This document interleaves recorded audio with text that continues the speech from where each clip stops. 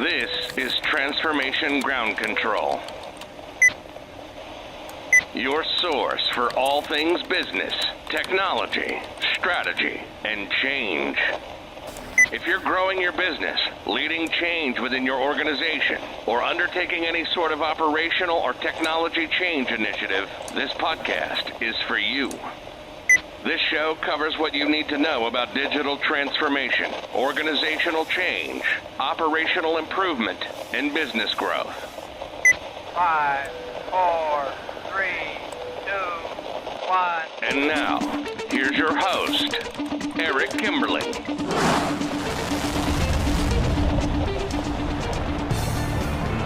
Hello, welcome to Transformation Ground Control, episode number 89. This is the podcast that has everything to do with digital transformation, including the strategy, people, process, and technology sides of change.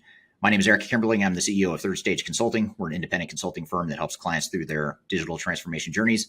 And my co-host, as always, is Cheatham. Kyler, welcome to the show.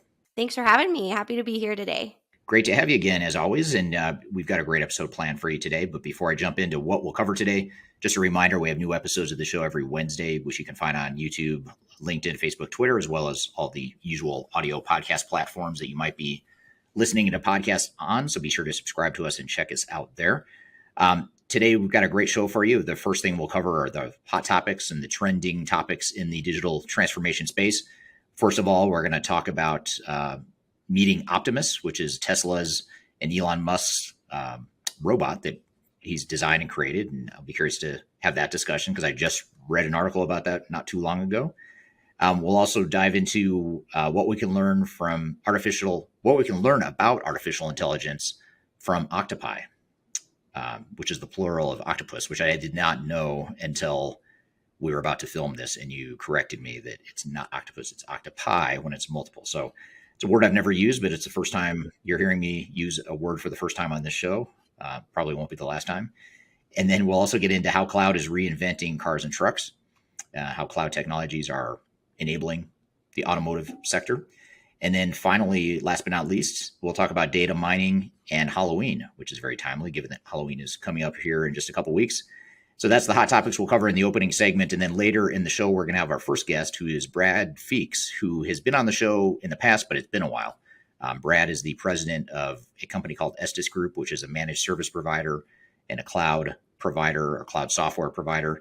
And he's going to be on the show talking about IT outsourcing and just some of the pros and cons and challenges and risks to be aware of as you think about outsourcing.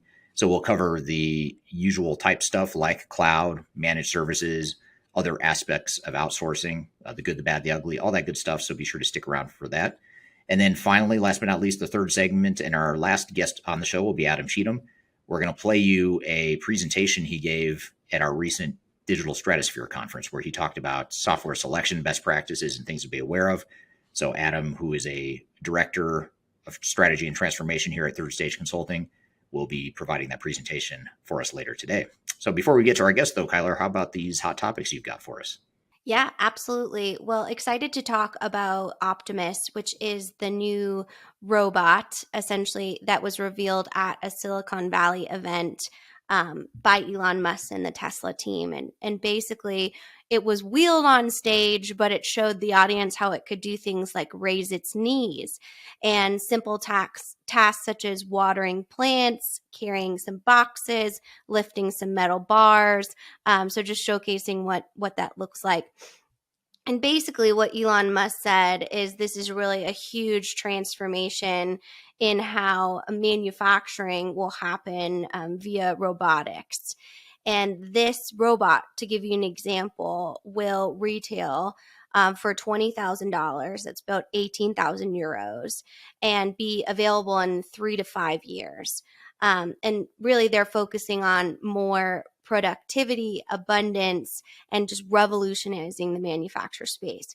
What I wanted to talk to you about, Eric, a little bit today is it feels a little bit, I know we're huge Elon Musk fans. We both, admire his overall innovation, but it seems a bit hypocritical kind of him to bring an AI-based robot when he had that famous quote about how artificial intelligence is the biggest threat to humanity. And it kind of hit a trigger for me because I wrote a blog a few weeks back about the Terminator effect, and he actually referenced that, which obviously he's pirating my content, just so we're all Sounds like aware, something he would do. of going to right, exactly.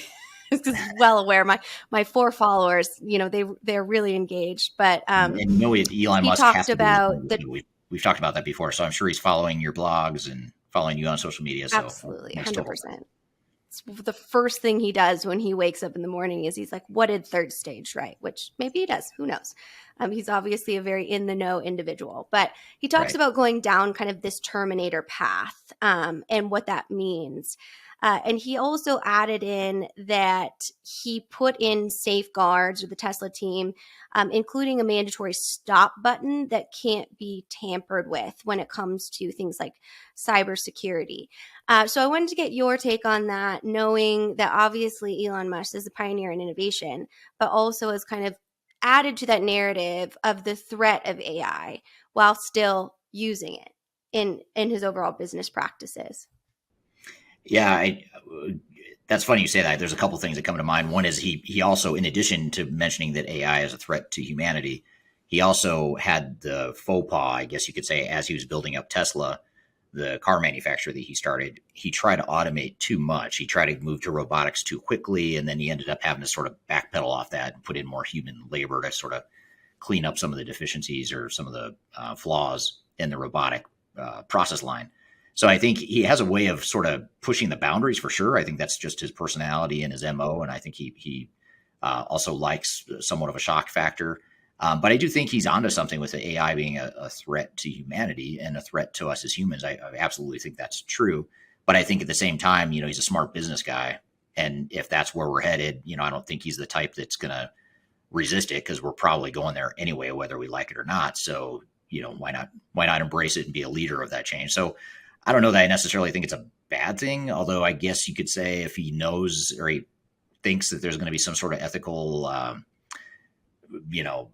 or moral crisis that we face in the future, and he's enabling that, I suppose that's a different argument. So that I can see that potentially being a challenge to work through, or a dilemma to work through. I just don't know how serious he is when he says a lot of what he says, but especially that comment about AI being a threat to humanity. I don't know if he's saying that tongue in cheek or if he's trying to get attention or what, but if he really believes that, I don't know. It's hard to say.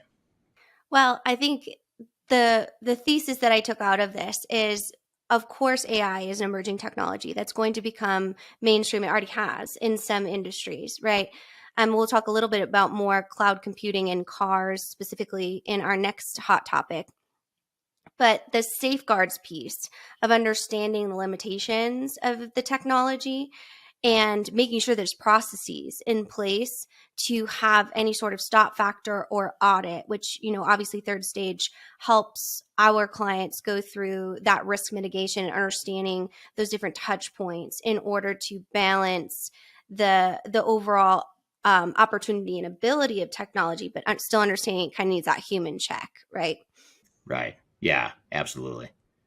So speaking of that, we kind of have a car automotive heavy hot topics, but I think this is a really interesting topic when it comes to cloud computing and the overall evolution of car manufacturing and trucks as well, the trucking industry and supply chain, how things are delivered and distributed. So what we've found in this study is that automotives are really shifting to be a software defined industry, which they haven't always been. They've been more of a hard manufacturer technology, but now we're seeing cloud computing being a main kind of battleground when it comes to the automotive industry, because cars are completely connected, and some of those cloud computing opportunities are built on other applications. So when we talk about talk about that kind of cloud delivered infrastructure that can support hundreds of thousands of these service vehicles, and set them apart from others. Specifically, we look at autonomous trucking and being able to be more efficient in how we deliver our products in the trucking industry or on land. So looking at our supply chain challenges, self-driving trucks can go long distances. Obviously, they don't have that human factor. They can be more efficient when it comes to pathways, road maps, and then also fuel and safety and efficiency. And that's largely distinguished because of that cloud computing is needed as a foundation to be able to achieve that. And something I wanted to kind of ask you about this specifically is in this research, it says a lot of these manufacturing are kind of launch padded off existing cloud technologies. I'll give you an example. So we look at something like Apple CarPlay, excuse me. So basically that's the CarPlay feature that's in a lot of vehicles, and it's integrated into the Apple devices. So it creates self-monitor driving systems, improve performance and safety issues. You can read your text message on a screen and have that ability to have that interface in more of a safe kind of user experience. So I wanted to see if you thought that might be a main trend of using existing cloud technology and kind of launch padding that into industries that haven't always been cloud or software defined. Yeah, I think it's a great opportunity, and that's a great use case. I mean, it's a good example of how cloud can enable some improvements or enhancements, especially when you combine cloud with Internet of Things and devices out, within the automobiles. And cloud is a great way to consolidate that data, with Internet of Things and multiple data sources. Cloud's a great way to do that. It doesn't do it on its own, but when you combine cloud with other technologies, it can certainly do it. So I think it's a great idea. And you think about all the inefficiencies in the world, especially with supply chains and transportation. Even if you look at the impacts to the climate, which a lot of organizations are not just looking at the dollars and cents, they're also looking at how does this impact the climate or the environment. That's another benefit too from some of these cloud technologies for sure. Absolutely. And what I really liked about this study, Eric, is it kind of went into the human factor as well. So in testing some of these autonomous trucking or those types of things, people are showing up for work more refreshed, more satisfied with their job, less stressed because they're not driving, overall these different distances that can be a huge impact on not only, human sleep deprivation, family life, those types of different things. So it really kind of dug into the human side of those benefits. Well, of course, kind of in tangent with the Elon Musk safeguards, right? That technology has lots of opportunity, but still needs governance around how it's monitored and analyzed, especially in a new marketplace, in a new manufacturing environment. Yeah, absolutely. I mean, and it kind of gets back to your previous point about Optimus with Elon Musk. I mean, it's same sort of thing. You can use technology, but you need to really direct the technology. Humans still need to direct it and put the parameters in place for how you're going to use it and benefit from it and how you're going to mitigate the risk and all that good stuff. Absolutely. Well, maybe the octopi, which I'm excited you got to try a new word today, and hopefully that's right, and no one corrects. Yeah, we'll get corrected in the comments below if I know, right? So one of our other interesting studies that I saw about how octopus, specifically the animal octopus, can teach us about artificial intelligence.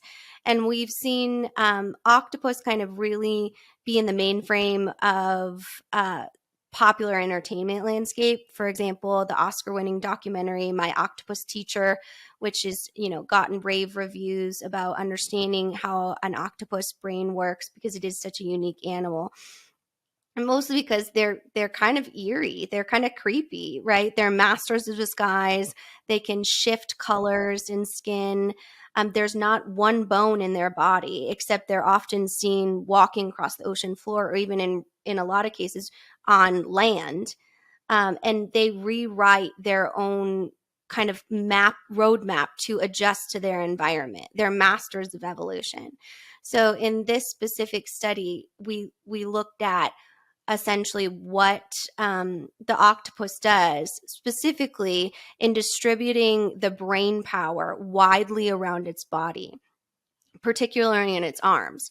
And this is very similar to how the hardware for smart TVs, smart watches, AI agents, self-driving cars kind of use a mothership, but the entire autonomous being acts as the technology.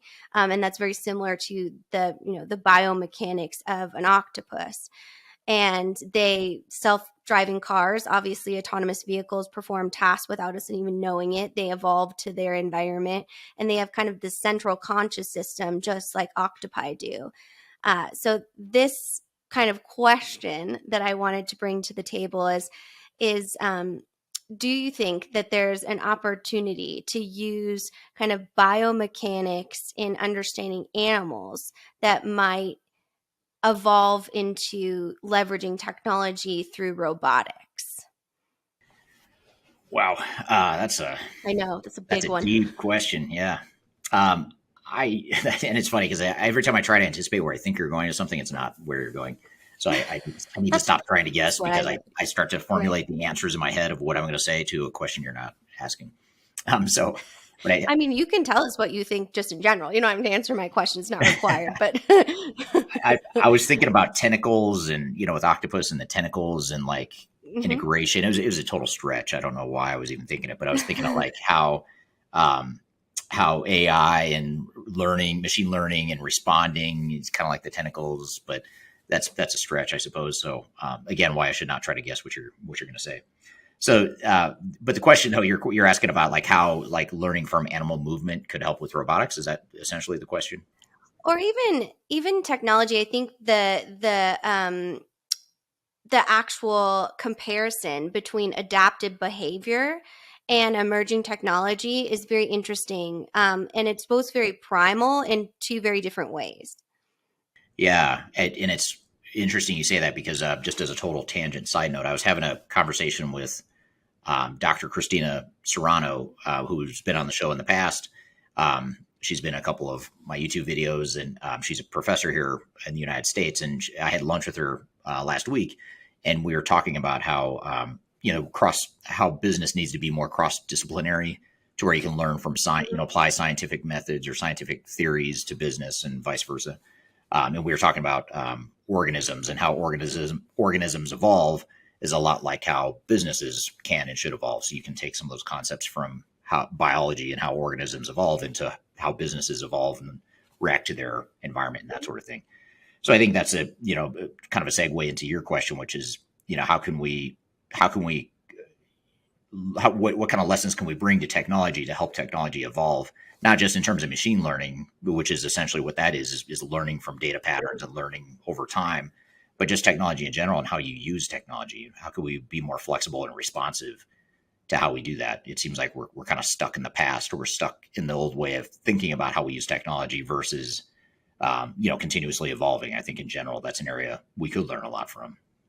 Yeah, and I think the challenge behind that is it's very different from adapting, an animal to new evolutions. But in that herd mentality, how do we adapt an entire organization at once in unification to a new technology? But I think we've come across something that we can write some blogs on and do some videos on the octopi method. You Yes, know, I like it. We could trademark that yeah. concept. Right, right. Well, we'll kind of bring back the deep piece and talk about data mining and Halloween candy, lighthearted a little bit Right. more. But really the here in the United States, which I did learn from my research, that Halloween is a global holiday, and it actually it evolved or started from a Celtic tradition in Ireland, because we always try and keep our content globalized so that our global audience, can engage with us. So that was something I did learn. It's very popular in Canada, Europe, and the United States, kind of emerging in Australia, but just a little tangent there for you, the evolution of the Halloween holiday. I did not know that. Learn Um, something new every yeah. time we do this podcast. Right, right. So the National Federation here in the United States, they look at e-commerce data, purchasing data, customer behavior, and they did an analysis about the spending on Halloween candy. That will be about 10.6 billion in total this year. They're forecasting, and so 96% of these survey participants said they intend to spend around a third of their Halloween budget on candy alone, because nobody wants to be that house that you come to and you don't have candy. That's just, what kind of monster literally doesn't have candy on Halloween? No. So what they did is they actually broke down the data and mined it by state. So they looked at historical data from the last 15 years worth of Halloweens, and they attached one major candy to each state in the United States from manufacturers and distributors' data. So I thought it might be fun for us to use some states, and you can guess the top Halloween candy. Okay, interesting. Yeah, let's do that. That'll be fun. I'm not highly confident that I'll get it right, but I'm game to play it. Okay, great. Well, let's do a few. Obviously, we have to do Colorado, where our North American headquarters are for third stage. So what do you think is the top purchased candy in Colorado? I'm thinking either granola bars or something all natural, no sugar. It's something really hippie-ish, not to stereotype too much, but that's kind of what Colorado is. Yeah, well, there you go. Well, we have a lot of these in my house. Specifically, we use them as bribes for potty training for my 2 toddlers. So Hershey Kisses is the number one candy in Colorado. Oh, so well, that makes not even close. Not even. Yeah, I was way off on that one. I totally misread the demographic here in Colorado. So, and I live here. You'd think I'd get that right and at least get that one right. Yeah. So let's go east, and then we'll go west. Okay. So what do you think in South Carolina? What is their top candy? I was just thinking of the Charleston Chews. Is that what they're called? Those Charleston Chews. Oh, that's a good guess. Yeah, that's a good guess. I don't know if there's any affiliation or connection between them. No, okay. What is it? Yeah, nowhere close. It's Butterfinger, which is my personal favorite, which is why I chose it. That would be where I would be in the Butterfinger. I always got to have the crunch. Yeah. So then let's go west to North Dakota. What do you think is the top one in North Dakota to round out our guessing game? Snickers. That's a good guess. Hot tamales. Oh, yeah. Good they guess. Like it hot there. Wow. Well, it's so cold. Guessed. They need to warm up somehow because they're freezing. Something like heavier, like because it's cold and you just want comfort. I was thinking Snickers. So, but okay, that makes sense. Yep, definitely. But if you'd like to know what your state is, just pop your state where you're joining us from in the comments on wherever you're watching, and I will go through and let you know what top candy is in your state. That's my commitment to you as our audience. Now, can you also do that for countries? Like if I'm not in the United States and I want to know what my country's top selling candy is, or is this just a U.S. based study? The National. This was a U.S. based because it's a national. The study was done through the National Retail Federation, which is just in the United States. But I always love a challenge when it comes to research around data mining. So if you pop your country in there, I'll give it my 100% to figure out what top candy is in your country. Or maybe you can even teach us culturally, what candy do you like? And we can have a candy tasting globally here. I'm all for that. Yeah, and I'm just glad you didn't ask me to answer for the other countries, because if I can't get the states right in the United States, it's going to be a disaster, me trying to guess what's culturally acceptable or not in different countries. Yeah, well, we're here to learn from our audience. That user-generated content makes us smart. So we'll learn from you guys. Yep, exactly. Good deal. Well, that's good stuff. Well, thanks for that tidbit of info. And it's great to know that now, because of technology and data mining, we can ascertain what the top selling candies are in different parts of the world. I think that's great. And so imagine what else. The surface. Yeah, totally. It's just the beginning. Well, good. Well, we are going to bring on a guest here in a moment to talk about, we've talked a lot about cloud in this opening segment. We're going to talk about cloud in this next interview, but we're also going to talk about managed service providers and just IT outsourcing in general. I kind of wanted to broaden the scope a little bit beyond just cloud technologies. So we'll touch on cloud and managed services, but we'll also talk about IT outsourcing in general. So for that conversation, we're going to have Brad Feakes from Estes Group on the show. First, we'll take a quick break. You're listening to Transformation Ground Control.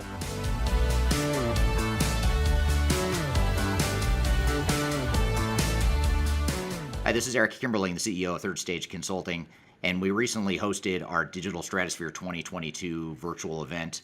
It's 3 days of packed content related to digital transformation best practices, about 16 or 18 different workshops and different speakers that are presenting on different topics, everything you need to know about transformation. The bad news is if you miss that event, the event's over. The live event already happened. But the good news, if you've missed it, or even if you did attend it and you want to see replays or you want to catch the sessions you missed, you can do that now by going to stratosphere2022.com. Go to stratosphere2022.com, register. All you have to do is put in your name and email address, just a few fields. You get immediate access to all the recordings, and the recordings cover everything from digital strategy, software selection, organizational change, process improvement, architecture, data migration, cloud, trends in the industry, how to avoid failure, some of the legal aspects to think about, contractual aspects to think about as it relates to your transformation. All that is stuff that you'll get by registering for Stratosphere 2022 replay. And again, go to stratosphere2022.com and you can listen to all the replays of all the workshops that you might have missed at the event. So hope you check it out, and thanks for listening. We'll see you soon.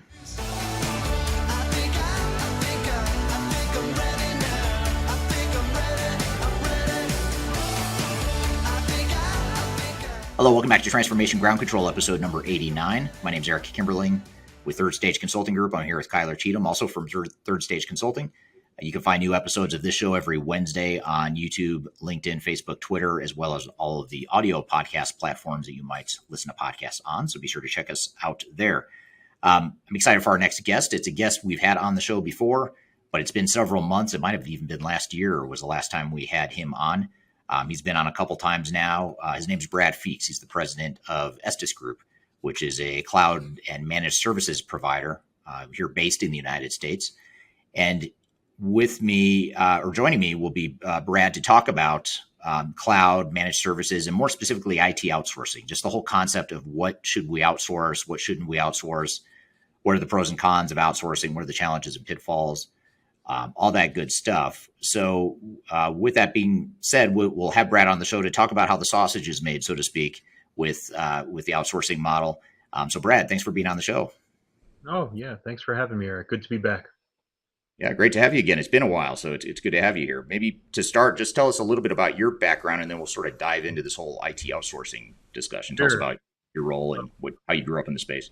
Well, first off, you talk about the sausage being made. I got to do a quick tangent here. So I'm in my basement of my house, which was my grandfather-in-law's house. He was the son of a butcher, spent his whole life trying to figure out his father's sausage making recipes. His father had apprenticed as a sausage maker in Germany before coming back over the pond. So I am sitting in the spot where a sausage stuffer used to reside. It's about 300 pounds, cast iron. I had to pull the damn thing up the stairs and almost tore my biceps. So when you talk about the sausage being made, that's a term near and dear to my heart. I'm not the biggest sausage eater, but I've had to apprentice under him a couple of times.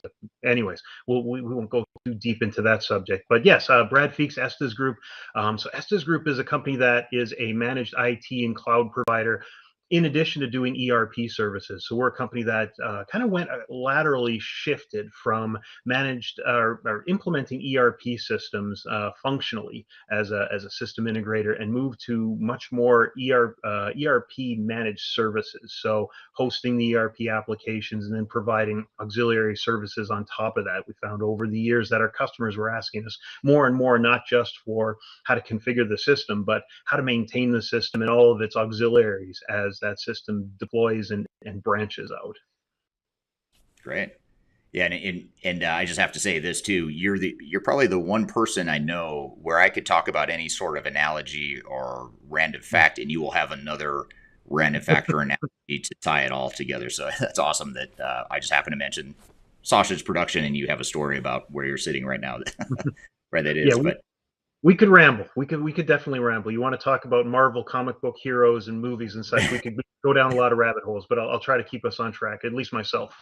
That's a great. You just gave me an idea for a potential topic in the future. Maybe Marvel, the connection between Marvel superheroes and digital transformation or cloud. Or, I don't know. Well, maybe we can dress up for Halloween. I'm a Thor guy. I loved the hair envy, Chris Hemsworth hair envy, among other things. But anyways, Right. But we digress, of course. And and I'm sure there'll be more digressions in this conversation based on past ones you and I have had. So I guess just to start, if you look back, going back to the 90s, it seems like organizations have sort of ebbed and flowed in their appetite for outsourcing in general. You see these trends kind of come and go where organizations are starting to try to outsource back office functions like accounts payable or certain finance and accounting functions. Certainly IT is one of them. But I feel like IT is one area of business in general that over the last 5 to 10 years has really been, the pendulum has been swinging pretty aggressively toward outsourcing, with managed services, with cloud solutions, and organizations seem to be, in general, not all of them, but in general, organizations are looking for ways to sort of push that IT function out to others that can manage it better than they can. Maybe not all the functions, but certain ones.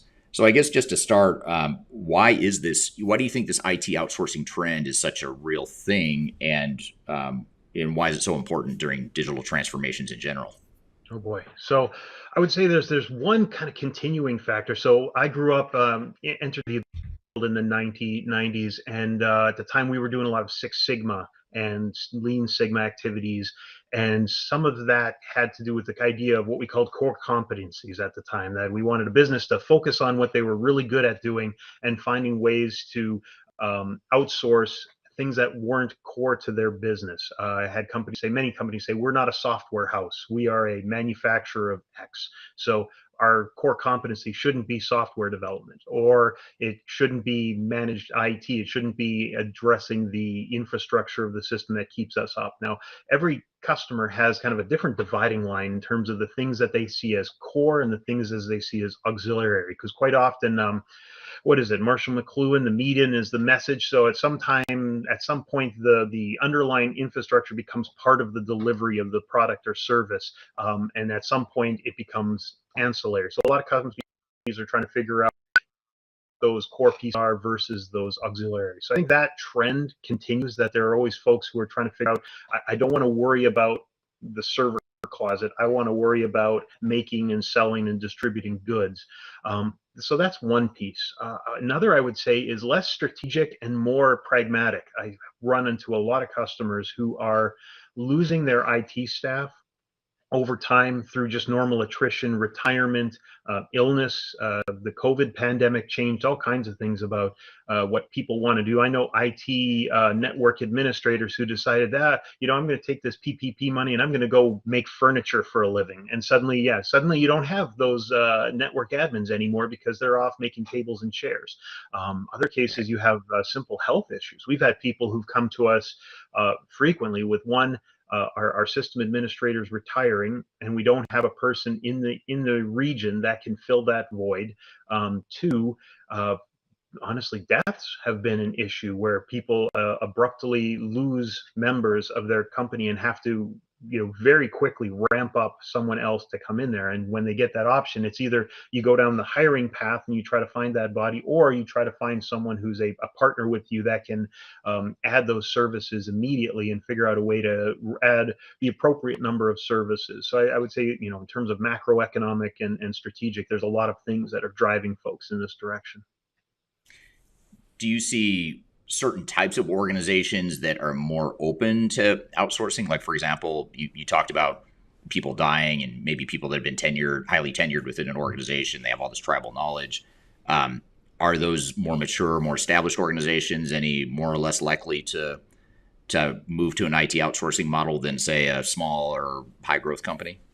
I would say it might sometimes betray what your assumption would be going in. A well-established company might actually be a late adopter to managed services because they've already built a solid architecture, infrastructure, which includes a hiring structure for getting people in and replacing them.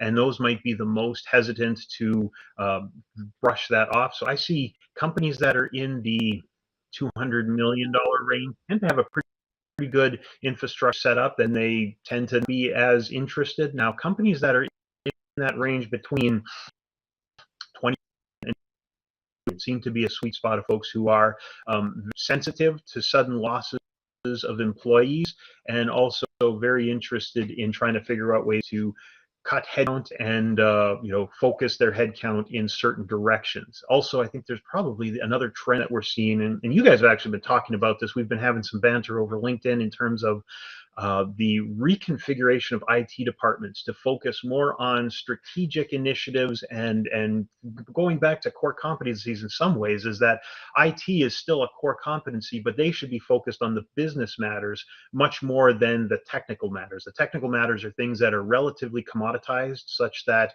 they can be handled by one of many people, and the areas where where IT can really have an impact end up being much more things that are customer and supplier focused, end user capabilities, providing things that are differentiators to that company within their own market.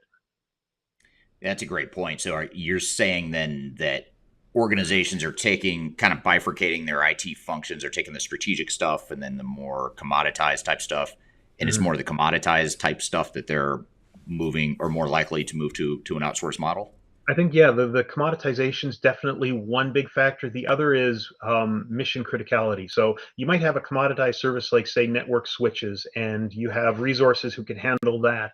And you might have also server management. So the network is the thing that that your internal team needs in order to communicate kind of laterally across the organization. This becomes really important if you're adding multiple branches. We see that in distribution a lot, where distributors will have 10 branches. They'll have like 5 people in a branch, and they need to be communicating really rapidly across that branch. So those IT staff that you have now, they're mobilized to attack those issues because those become mission critical, whereas the server is just kind of sitting there, and those are things that are then easier to hand off. Now, some companies might take that same approach and look to outsource or use managed services to handle both the network and the back-end server architecture. All depends kind of then what that line that I was talking about in terms of what is mission critical, what is auxiliary.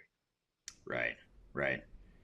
That's great. Well, maybe to break down IT outsourcing a bit, maybe tell us the major components. I mean, certainly managed services and cloud are sort of the two main things I think of when I think of IT outsourcing, but maybe help us understand what are the major components and how do they differ from one another within the outsourcing model? So I tend to treat cloud as a managed service. I tend to say that folks are using and consuming managed services even when they don't realize it, right? And I use the managed services, anything that back in 1990 a company would have had to manage on their own. So if you were using Goldmine in 1990 as your CRM, you were installing it, hosting it locally, providing users access. Now you're using Salesforce, and that Salesforce application is a SaaS based, so it still is deployed to a server somewhere. There's still all of that business logic, the database, the application server, etc. All those things are managed. You're now just consuming the application in a SaaS model. Really, it's the management of all of that server's backend is still being done by someone, and you're still paying for it, but you're paying for it through that subscription. So cloud's certainly one big facet there. And of course, we could divide the cloud into all kinds of subsets depending on the types of services that are rendered, etc. I think security is, of course, one big area. That would be like perimeter edge security around your network's edge, or internal security, or what we used to call antivirus. Now I think they call it endpoint. Sounds much more clever. So security is as a service is certainly one big area. Backup and disaster recovery. So DRAS is a big deal for customers, because in our ransomware age, the ability to roll back to a stable version of your network in the event of disaster like ransomware becomes a big piece. So that's one area. Help desk. So you have a lot of folks who are looking for help desk assistance, so that instead of calling up Bill down the hall, now they have a whole group of people that they can reach out to in the event that their computer bombs out on them. And so that outsourced IT might actually be out in-source. So I've seen folks who are looking for footprint resources they don't own them or have to employ them. They subscribe to them, but they are located locally at a customer's site, so that they can provide that face-to-face interaction. I would say, even in terms of we have customers in the ERP front who are now coming to us looking for ERP-based subscription services. So it's more application layer support, things that a support analyst in a large company would be providing, someone who has knowledge of your ERP system and how it should be used, and when issues come up, can troubleshoot those. Folks are looking for that service now, either even to be something that they consume without having to have an actual physical person that they employ to do it. Yeah. Yeah. Now, are you seeing much resistance to moving to that model? Because that what you just described is fairly disruptive, right? It's just totally different than how organizations were viewing and managing their IT functions 10 or 20 years ago. And I remember 10 or 20 years ago, or maybe 10 years ago is a more accurate time frame, but I do remember about 10 years ago, it felt like a lot of CIOs and IT types were still pretty skeptical of the cloud and sort of pushing back on the loss of control and the fact that they don't have the server sitting in their back, IT room, back in their server room. It just felt like they didn't have the same control or visibility. On more the human adoption side, are you still seeing that or signs of resistance from organizations where it's sort of a threat to their jobs or their security or whatever the case may be? I definitely, and I think a lot of it still is justified. As a as a person who is both a provider and a consumer of IT services, I understand the level of service that I can get internally by hiring a person to help me with the things that I need.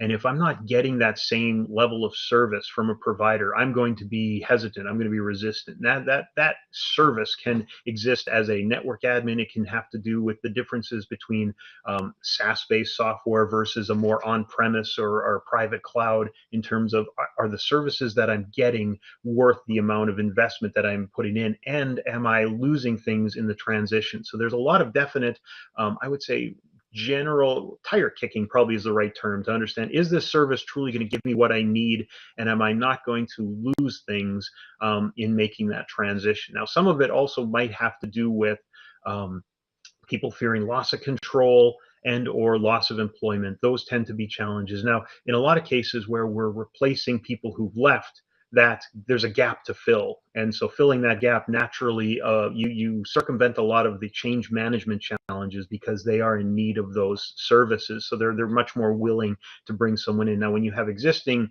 infrastructure and existing people, working out that relationship becomes a big challenge. And for us, there's certainly some challenges there to figuring out what the right line is for every customer. Right, right. Yeah, it makes total sense. And I'll be curious to see over time, how that change curve or that change adoption, openness or willingness sort of evolves over time as people get more used to this whole cloud and managed service model.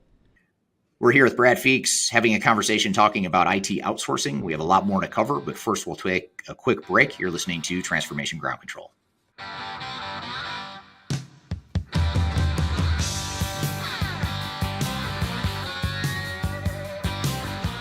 If you are aiming for transformation success, turn to Third Stage Consulting Group. Third Stage's independent and technology agnostic consulting team helps clients define their digital strategies, define their roadmaps, and manage their transformations. With offices in the US, Europe, and Australia, our team helps the world's most forward-thinking organizations through their transformation pitfalls and risks. If you are embarking on a digital transformation or business change initiative, contact Third Stage Consulting to see how we can help you reach the third stage of transformation success. Learn more about us and download independent reports, videos, and other best practices at thirdstageconsulting.com.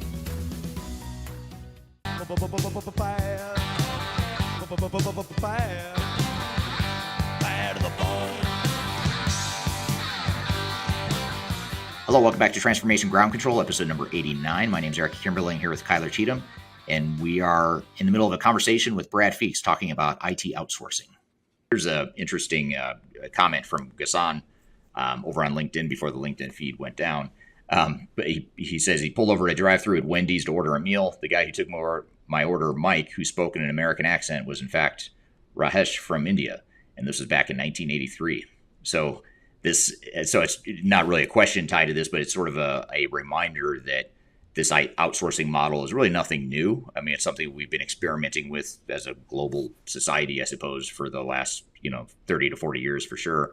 And it seems like now it's just picking up steam, and now you're starting to see some real, use cases and more mainstream adoption of some of these models, especially in the world of IT, like we're talking here today. what are some of the pros and cons or cost benefit of migrating to an outsourced model, whether it's cloud / managed services or any other sort of outsourcing within IT? So, in terms of costs in general, costs are quite often relative to the people in question and the services that are being rendered. What often I see is if you're going to employ an employee full time and you're going to expect a managed service provider to provide all of those sets of services that the employee provided, your costs might end up being pretty much a wash, or you might end up paying more for a managed service just because you're paying for redundancy, 24-hour service, etc. The What you're trying to get when you work with a managed IT provider is to avoid what you might call that single point of contact and that bottleneck of a specific role or individual who's doing all the things. And in order to be able to achieve those, they have to extend themselves significantly over weekends, evenings, doing server backups and restorations, updates. All those things require a lot out of an individual person. That often in smaller organizations turns that person into kind of a bottleneck. So if they're suddenly not there, if they're on vacation, the whole machine comes to a grinding halt. So those are one of the benefits that you come to when you work with a managed service provider. Another would be is that MSPs generally can take that technology that they develop for one situation and then extend it over other situations. So if you have monitoring agents that are looking for file backups or failed processes running, you don't need an individual out there on the weekend making sure that MRP completed over the weekend. Rather, you can have tools that do that for you, and then manage by exception. Managed service providers get efficient by managing by exception and building tool sets and leveraging tool sets that exist that do that work for you. So I think that's one of the keys, is that if you're coming to a managed service and you're looking for benefits, it should come from a provider that can lay out some of those tools and say, these are the things we do that would prevent human work. I had one IT director that I used to work with, and he said they always try to automate the mundane. Right. So if there's something that's a repeatable process, it's a mundane process, it's not something that requires a huge amount of intellectual capital. That's something where you should be using RPA or BPR, one of those other great acronyms, to try and make that thing happen automatically without the need for human intervention. I think that's where MSPs can add some value, because if they're adding human intervention on the things that are really mission critical and really do require some experience and background, et cetera, by automating all the mundane, they give themselves more time to jump in on the big hitting things when they do arise. Yeah, allows you to stay a little more focused on the higher value, higher criticality type stuff. Exactly. So speaking of cost benefit, pros and cons, here's a question from Third Stage Consulting, posted over on YouTube. How do you protect your IP, your intellectual property, when it comes to outsourcing? What should be included in the SOW? And maybe we could just talk for a moment more broadly, even beyond that. Who does own who owns the IP, and who owns the data, who owns the software, and then the second part of that is what they're asking here, which is how do you protect that IP when you're outsourcing? So I think so two questions. Let's start with the idea of ownership. Generally, I approach it in terms of what we're providing, the services that we're providing, the tool sets that we provide. Those are the things that are the domain of the MSP or the services provider. The environment in which that occurs, that's kind of an open question sometimes, especially if you're delving into cloud. If you're managing your server, the ecosystem of your customer, and they own that physical ecosystem, then there's a very clear line of delineation that says, okay, this is where the line is drawn. You are managing our physical environment. Now, when that becomes virtualized, that gets to be a little more difficult. So quite often the licensing might be something that is part of the service offered. So the licensing might actually be owned by the managed service provider. In terms of the actual IP, when you get into that case, pretty much that is all part of the customer's proprietary rights. And those are things that a managed service provider needs to be very careful, both to have clear understanding as to this is how deep we go into the data, and this is where we stay out. And also, this is the levels of ownership that exist. And if we were ever to terminate a relationship, this is how we would go about our way of disseminating and bringing back what is properly owned by that customer.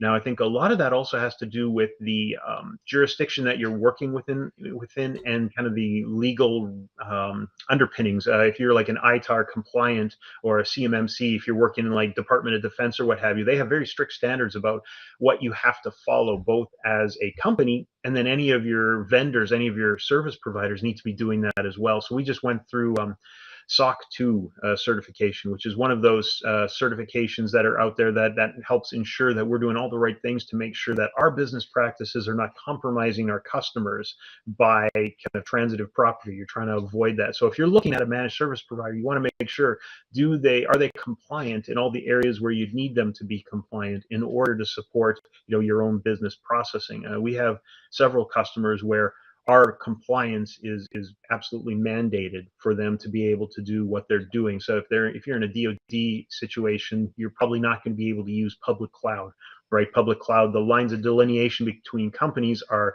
too paper thin. You need to be in an environment, a government cloud, which is normally some form of private cloud with some pretty heavy firewalls and air gapping and all that good stuff.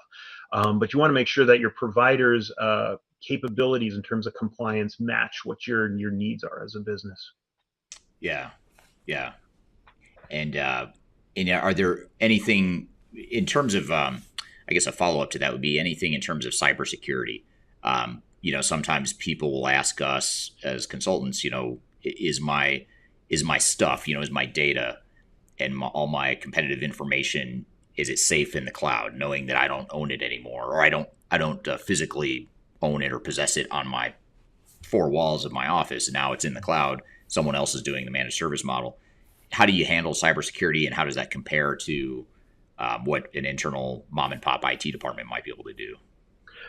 There's some definite concerns there, and I think that's one of the biggest pushbacks of SaaS software that I've seen is the lack of access and control to the data layer, except as mitigated through the application layer.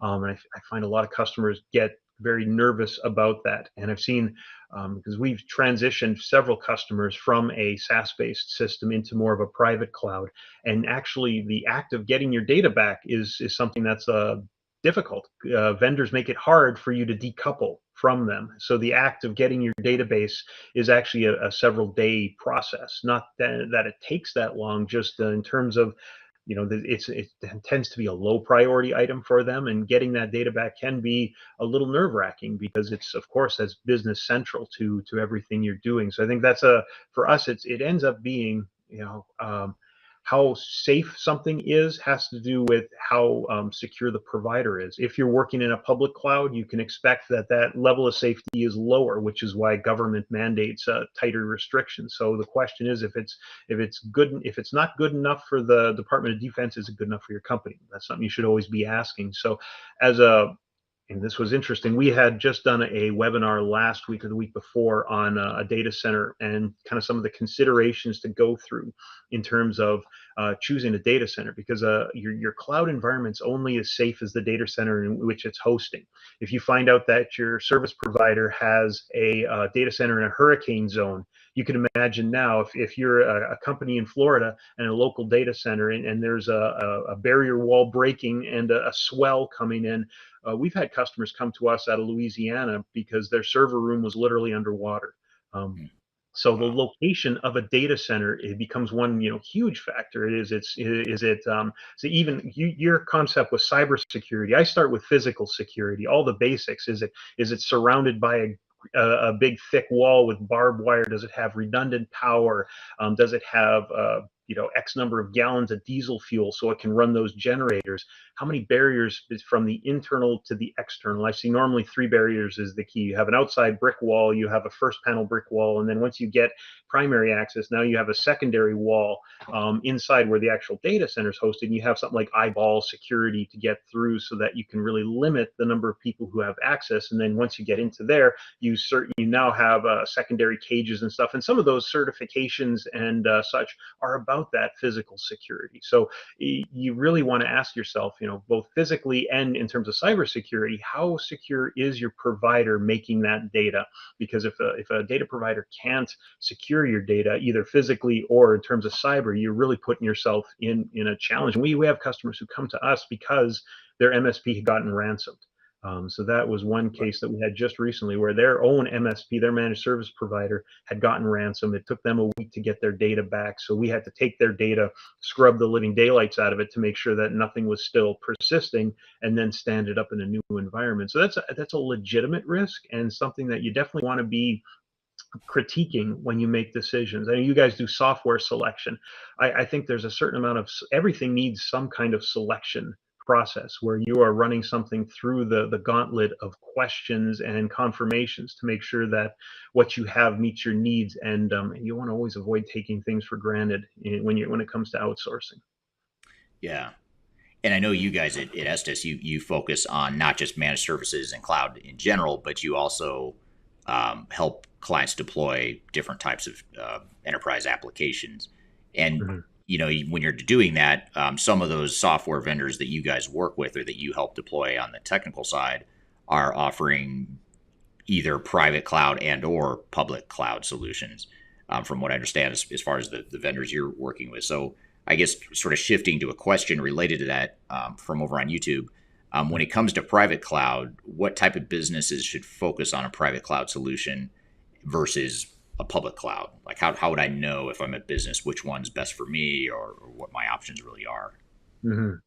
Oh boy, so that becomes a question that has a bunch of different threads. Let's hit a couple of the big ones here. So one has to do with configurability versus customizability. So the degree to which the complexity of your business requirements inside of your organization, the degree to which that affects your need to tailor your ERP can affect whether or not you go down a private or a public route, because a public cloud SaaS-based system is configurable without being nearly as customizable. And because of that, you find yourself with a limited set of things that you can do to that application to get it to perform the way it needs to support your core competencies, your differentiators.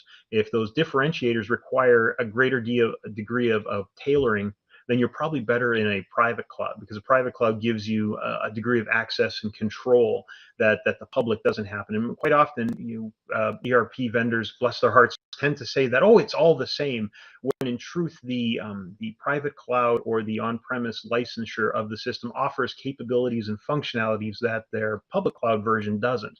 And I mean, you guys have chronicled this long and hard as companies try to migrate on-premise systems into the cloud.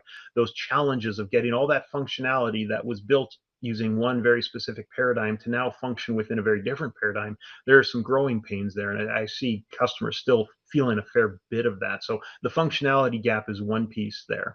I would say complexity now comes to another level when you talk about integrations. All right, so if you're playing IT buzzwords, I'm going to hit in one right in the center. Hybrid cloud, one of those great terms, right up there with digital transformation. It's one of those drinking games. If we played the digital transformation drinking game, we'd be under the table by now. But so hybrid clouds end up being where you integrate your core application with all these ancillary applications to provide auxiliary functionality. This might be e-commerce, this might be CRM, this might be quality management, engineering, and these things need to connect with your application. So anything that connects with your application is a potential security risk. So you need to be careful to understand how is that connection occurring and what kind of system is required to support that connection. Because some systems work only at that kind of web API layer. REST is probably our most famous acronym right now. A lot of vendors struggle with a REST API that can handle full functionality. So quite often you find requiring a third party to live at the application or database server levels to be able to provide that integrated functionality. That is not possible in a SaaS-based system, a private or a public cloud system where everything is arm's length from your application. So for companies that need that level of integration up and down the stack, you end up finding yourself needing to go down a private cloud option. I had one customer who did just that. They moved from an on-premise into a pure SaaS, and then realized that every integration line that they had built needed to be radically reconstructed in order to make it SaaS ready. So they ended up spending what was supposed to be a 2-month.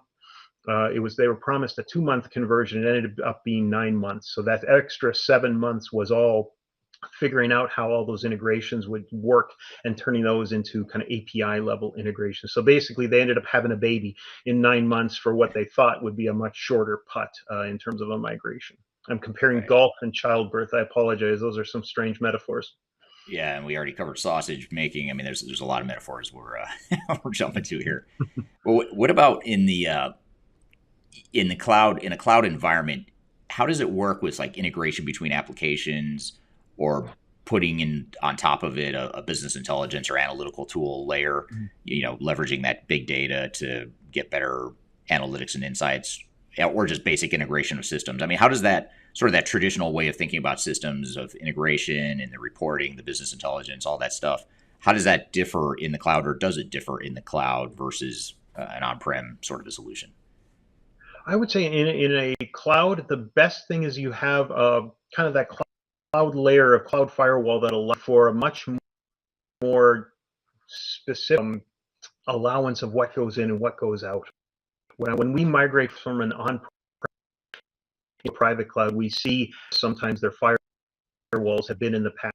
How many potential abilities are there? So when we spin up a cloud, by default, all ports are closed as needed. And when you open a port in order to allow integration to come out, you're working with a vendor to understand, okay, these are the IP lists and these are the ones that we will not whitelist. Should this, be getting communication from Bangladesh? If not, okay, we turn that off. You can govern that, I think, better in a cloud environment than you can in a lower level. Outside of that, I think the cloud raises opportunities for merging of data in ways that are much more expansive than on-premise, just because of scalability. Really, one of the best things about cloud is the idea of scalability, so that if you need extra bandwidth, extra memory, storage, et cetera, you're not going and buying hardware and configuring it. You're just turning some dials in terms of what size your VMs need to be and how those things need to communicate to each other. And then when you build a server architecture in the cloud now, because it's all inside the cloud network, the communication internally can be much more trustworthy because it's not an edge integration, it's more internal to that. So I think there's a lot of what I see a lot of our customers are taking. The cloud has become the stepping stone to things like business intelligence and better visualizing, cubing, taking your data and turning it into valuable information. The cloud was kind of that first step to getting there. So that's, I think, one of the biggest benefits that I see folks getting as an auxiliary benefit of some of these decisions. We're here with Brad Feakes having a conversation talking about IT outsourcing. We have a lot more to cover, but first we'll take a quick break. You're listening to Transformation Ground Control.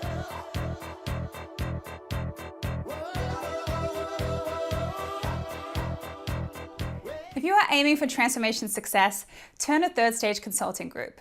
Third Stage's independent and technology agnostic consulting team helps clients define their digital strategies, define their roadmaps, and manage their transformations. With offices in the US, Europe, and Australia, our team helps the world's most forward-thinking organizations through their transformation pitfalls and risks. If you are embarking on a digital transformation or business change initiative, contact Third Stage Consulting to see how we can help you reach the third stage of transformation success. Learn more about us and download independent reports, videos, and other best practices at thirdstage-consulting.com.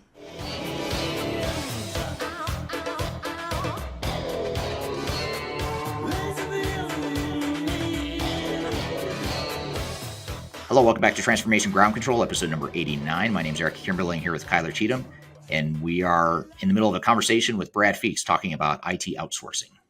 And here's a kind of a follow-up comment from Gassan over on YouTube that I wanted to get your feedback on, Brad. And that is, once data is in the cloud, it isn't private unless digital data supply chain flow is encrypted, the data in motion and when at rest. But then again, that's debatable. So I guess maybe it's just a broader, maybe I'll kind of rephrase the question here of, is data really private if you have a private cloud established for your applications? And if so, how do you protect it, or what are some of the protocols that are in place to help protect that data? Mhm. So I think there's any time that data is leaving your internal network, yes, it's no longer private. I think that's a legitimate challenge. Anytime you communicate outside of your network, and so if you are truly looking for the most private of private clouds, that private cloud is truly an on-premise server architecture that's been spun up into VMs, and so now you have a private cloud. I think the key there is what we call air gapping, in terms of when you set up systems, you're configuring them in such a way that they're not sharing any resources. That's kind of one key place where you can keep some of that security natural inherent inside of a private cloud. The other would be using virtual firewalls versus physical firewalls. Having, even at the data center level, there is some degree of physical appliance-based barriers that are helping prevent transmigration of data. Of course, yeah, like you mentioned, encryption. Challenge with encryption is security versus performance, and the time and invested to try to couple and recouple that data.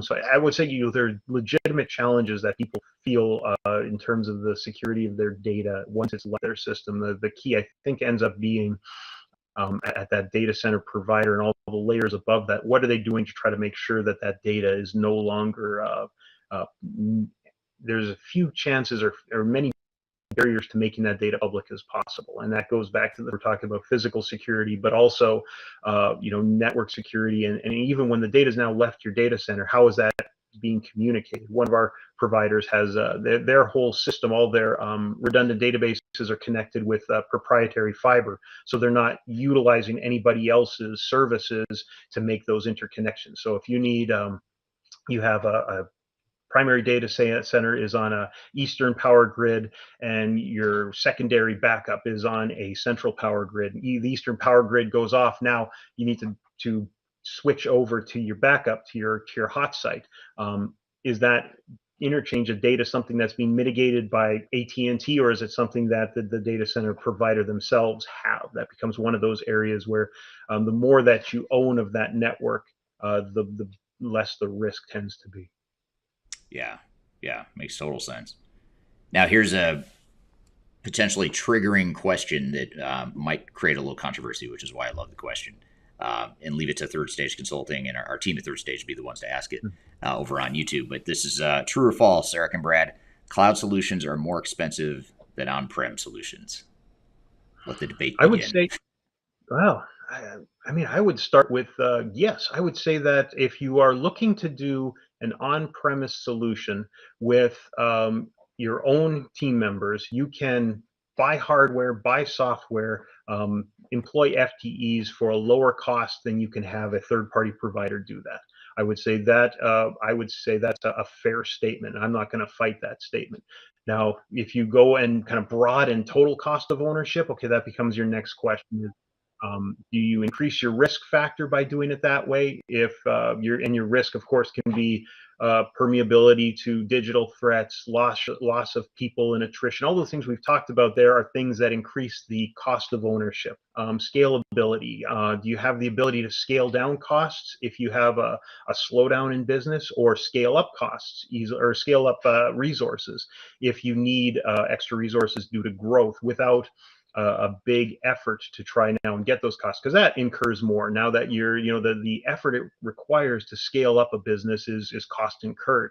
One of the things that cloud provides, and we have certain customers who have seasonal businesses, so they're like, I need these resources during the peak season, I need less during the slow season. Can you dial that up and down? Yes, we can. So we write that into some of our contracts, so that as things come down, you get fewer resources. As things go up, you get higher. Those are, of course, things that so I would say that if you're looking for just simple budgetary numbers, you're probably going to beat that. Now, it all depends too on some of the things that what the vendors themselves are providing, and the customer that you're working with. We found what's the other thing in the technical service? I got people always chasing me with Moore's law, right? The idea that the capacity of circuits is improving at this rate such that costs should be reducing. And yes, that you see that working in practice. That the cost of cloud right now is considerably lower than it was 5 years ago, and you see customers are on like a 3 to 5 server replacement cycle. So every 5 years, we'll have a conversation with a customer. Is it time to replace those servers now with the cloud? And we've had a lot of surprise from folks in terms of, oh, well, 5 years ago it was this much, now it's this much, and that those numbers continue to decline. So I say the costs are getting closer and closer in check, and making the cost reason to not go in one direction less and less strong for a lot of people, based on the auxiliary benefits that we've talked about. Yeah, and it seems like a big part of this, just the pure financial side of it too, is you're shifting the balance sheet, or you're shifting cost from being a capitalized or depreciated cost that's an asset that gets depreciated over time, versus now that's the on-prem model. But now with cloud, you're shifting those assets off the balance sheet, and now you just have an ongoing operating expense. So from a CFO perspective, that could be good or bad depending on what you're trying to accomplish financially, which is why Kyler made the comment over on YouTube. She was surprised that we didn't just come out and say it depends, which I think is kind of what you're saying, is it does depend on, on kind of what you consider as part of the cost of the real total cost of ownership, as you mentioned, of cloud versus on-prem. You have to take all that stuff into account: short-term, long-term, the tangible, the intangible benefits. One thing I wanted to ask you though is, as you were talking about it though, and as we've been talking about, ownership of data and where it resides, and ownership of application, things like that. In recent years, as you know, a lot of bigger vendors, like especially the two that come to mind are SAP and Microsoft. SAP and Microsoft have sort of drawn a line in the sand and said, guess what, customers that are using on-premise systems, you have to be off those systems by 2025 or 27 or whatever date that ends up slipping to. And so it's sort of creating a sense of panic in the industry of like, oh, wow, this system I've been using for 20 years, now they're not going to support it in 3 years from now, so we better do something. Mm-hmm. And it in some ways, it reminds me of extortion, because you're sort of forcing an organization to sort of completely revamp their systems that are running their business.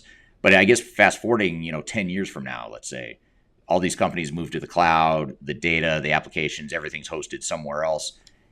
Are organizations losing a certain amount of leverage, or are they even more beholden to the whims of software vendors and cloud providers, because now they not only are they providing the software, but they are hosting the software, the data, the workflows, the functionality, all that stuff now is hosted by a vendor in the cloud. So I guess, does it create an unfair, unlevel playing field for organizations now? I think that's definitely a risk. I would say I kind of differentiate, say, Microsoft on one end and say SAP on the other, just because when I see Microsoft, they've in general made the transition pretty solid in terms of using, say, 365 to replace Outlook servers and such, so that you're not having you're not doing those same old models, and the fact that hosting local email servers has become something that was routinely such a pain in the butt to do, that the migration in many ways wasn't as hard. Plus the fact that they've still provided kind of desktop application support that provides similar look and feel for the end users. I think no one that I know enjoys working in a web version of Microsoft Word versus the on-premise desktop application. Now, if they can get the back end to be such that it's syncing up and saving for you and all that good stuff, now that's just great, because now you've increased your functionality, because now you can access that same document from anywhere and transmit those and share them easier than ever before. So I think those things end up being helpful. So if a vendor is actually helping the customer and making them more productive in the process, it's a lot easier to sell. In the enterprise system, I see, I feel that being a little harder to squeeze, where the systems being offered aren't necessarily comparable to the systems they're replacing. And I see for customers, that can be a real frustration. The other thing that I think is really kind of a bit of a field leveler in this industry is the degree to which integrations are becoming more and more a thing that is commonplace. You have so many tools that focus specifically on suite to suite integrations, the ability to pass data over here to over there, which I think allows for a lot of upstarts to come in and try to compete against some of the bigger players, such that if these bigger players overplay their hand, they will find themselves with a significant amount of competition that is ready to offset that. So when I was 10 years ago, Microsoft Project was the de facto project management tool. Now you have 16,000 project management tools, smart sheets, and this and that, and now even Microsoft is using Teams as a shareware tool to try to do project support. I think it's very quickly happening that customers or competing vendors, entrepreneurs will find a hole in the market where someone is overplaying their hand and look to fill that void by providing a more robust solution with better service. So I think that tends to level the playing field often. Maybe if not in the immediate sense, in the medium term. Yeah, that's a great point. I had never thought of that. And I guess if you look at history and what some of the recurring trends in history in our space are, you would have, for example, you have 20 years ago when Salesforce and Workday first sort of burst onto the scene, they were really doing what you said, which is sort of attacking the vulnerabilities of these larger, tier one ERP software providers. So they come in and say, we're not going to try and be everything to everyone like SAP.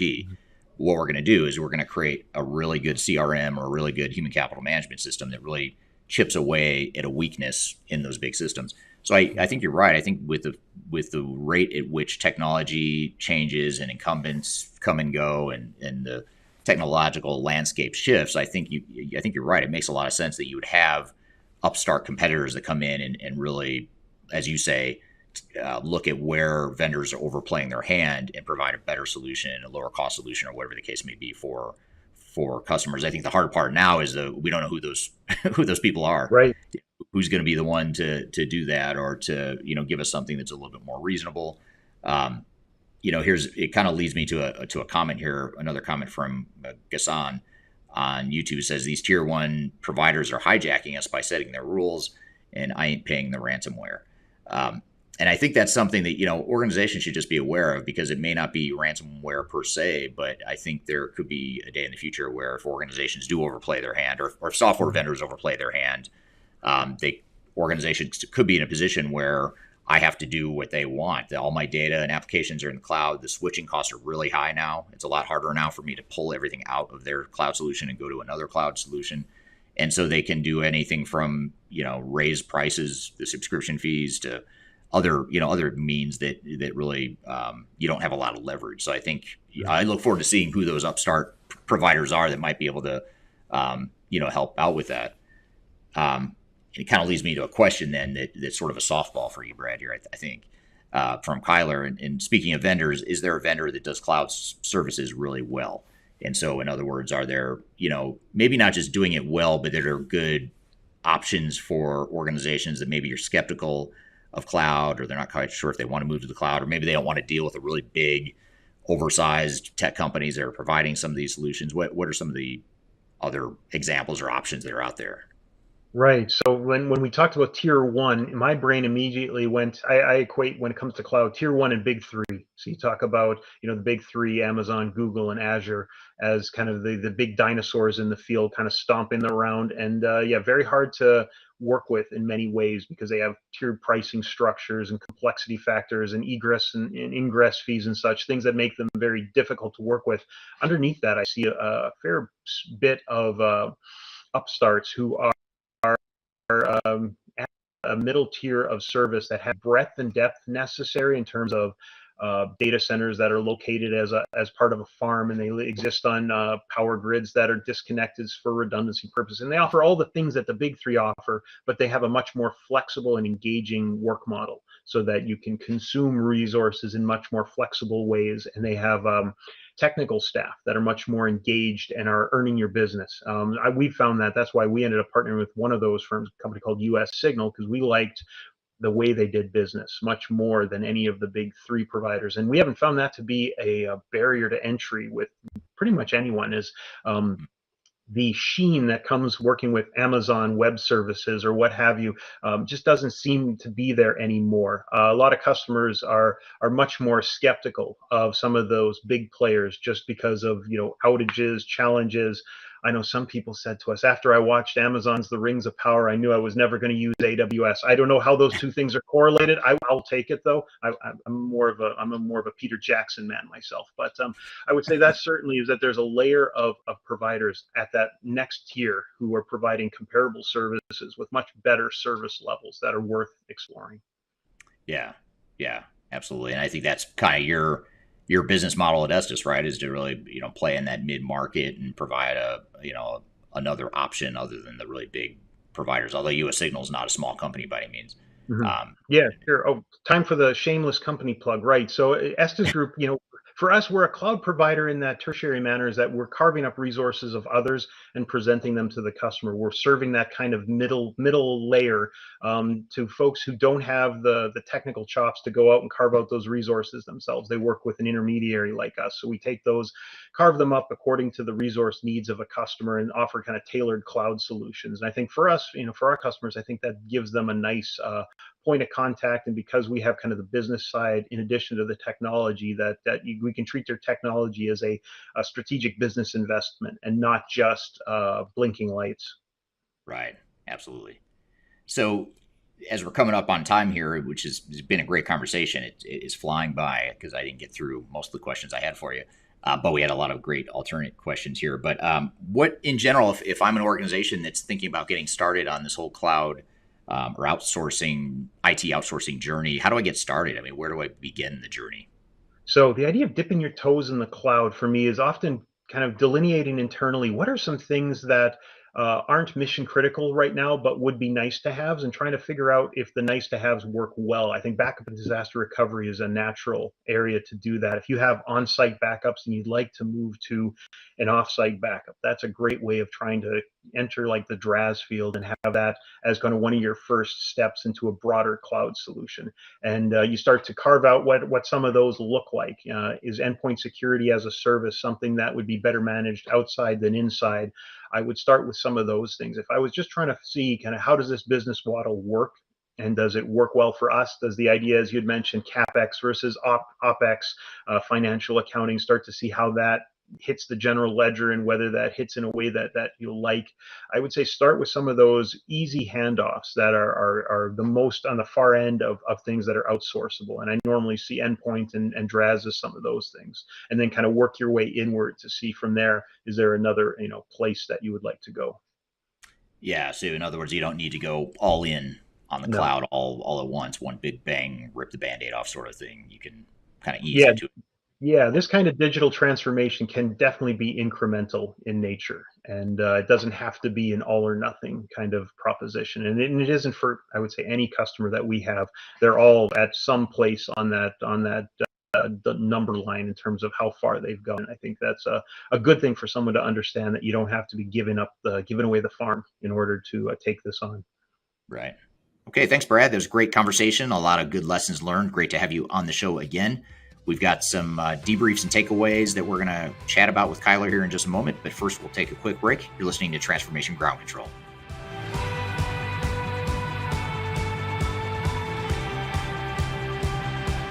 If you are involved in any sort of digital transformation or business change initiative, you will want to download the 2021 Digital Transformation Report.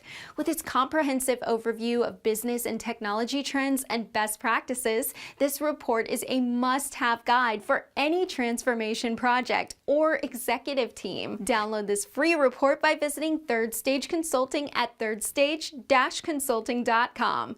You can also visit our website to learn more about us, or download independent reports, videos, and other best practices. Again, visit thirdstage-consulting.com today to learn how to take your transformation to the third stage of success.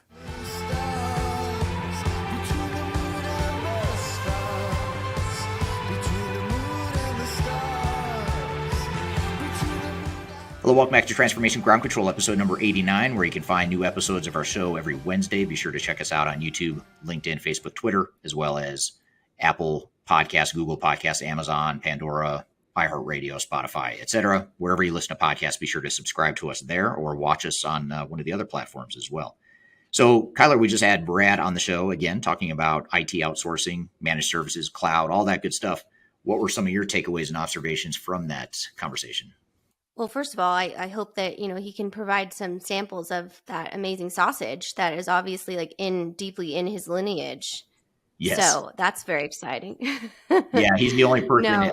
If I had to guess, if I had to anticipate what guest would take a metaphor that I use about making sausage and actually talk about a literal understanding of it, it would be Brad. He'd probably be the one guest that we've had on that would be the one to do that. So I thought that's pretty funny. Yeah, well, I have a theory that he knows everything about everything. Like, have you ever met one of those people that it's like, how do you know? Like, you're not only probably the smartest person I've ever met, but also like you have all of this like historical knowledge about things, and it's also really just fun to be around. So overall, we're lucky to be able to learn from Brad. Yeah, absolutely, I agree. So I think he touched on a lot of really interesting things. And what I liked about this conversation is it was pretty technical when it came into details about the cloud and IT outsourcing. And I wanted to kind of dive into the idea of kind of physical versus, SaaS-based risks. And he talks a lot about things like data centers and where your actual data is physically stored and how that works and it's protected. And that's just not something that I think a lot of people understand, that cloud still has that need for being able to have those physical components to your cloud-based software strategy. Yeah, I totally agree. And I always forget that too, when we're talking about cloud. And it reminds me of recently I went to a big data center for a company that had a cloud managed service hosted data center here in the Denver area, which is where you and I are based close to Denver in Colorado in the United States. But I remember going there and it was really hard to find because it wasn't marked well. The security was super tight. And I got lost trying to find it, which I get lost going anywhere. So that's not that alone doesn't say much. But the fact that even when I got to the right address, it wasn't marked. You had to go through all these hoops to get through security. You really have to lock down kind of the physical security piece of it. And even just getting around throughout the building was highly secured. So it's not just about securing data, which I think is what most organizations think about. They worry about the hackers and the people from other countries that might be trying to hack into your system. And that is a risk, but it's also the physical stuff, whether it's a hurricane or a weather event that could ruin your data center, or some sort of nefarious actor sneaking into the data center to bring down the systems. Although I have no idea why you'd want to do that, but it could happen. Well, and best of luck to you, because I too went to that data center and I was like, are we going to prison or are we going to a data center? What are we doing? Because they're very similar. You were there. That's right. Yeah. We filmed the video there, actually. Oh, I'm glad it was so memorable of an experience for you. I was just so enthralled by the security, and then we filmed a really cool video there and had a really cool backdrop, because you could see all the servers in the background. It's pretty cool. Yeah, and great video. It was from Flex Essential, which is here, but we talked to their CIO about data management. So if you do have more questions, those are available on our YouTube channel. Great conversation with them and Steve Foster as well, who's one of our business leaders here.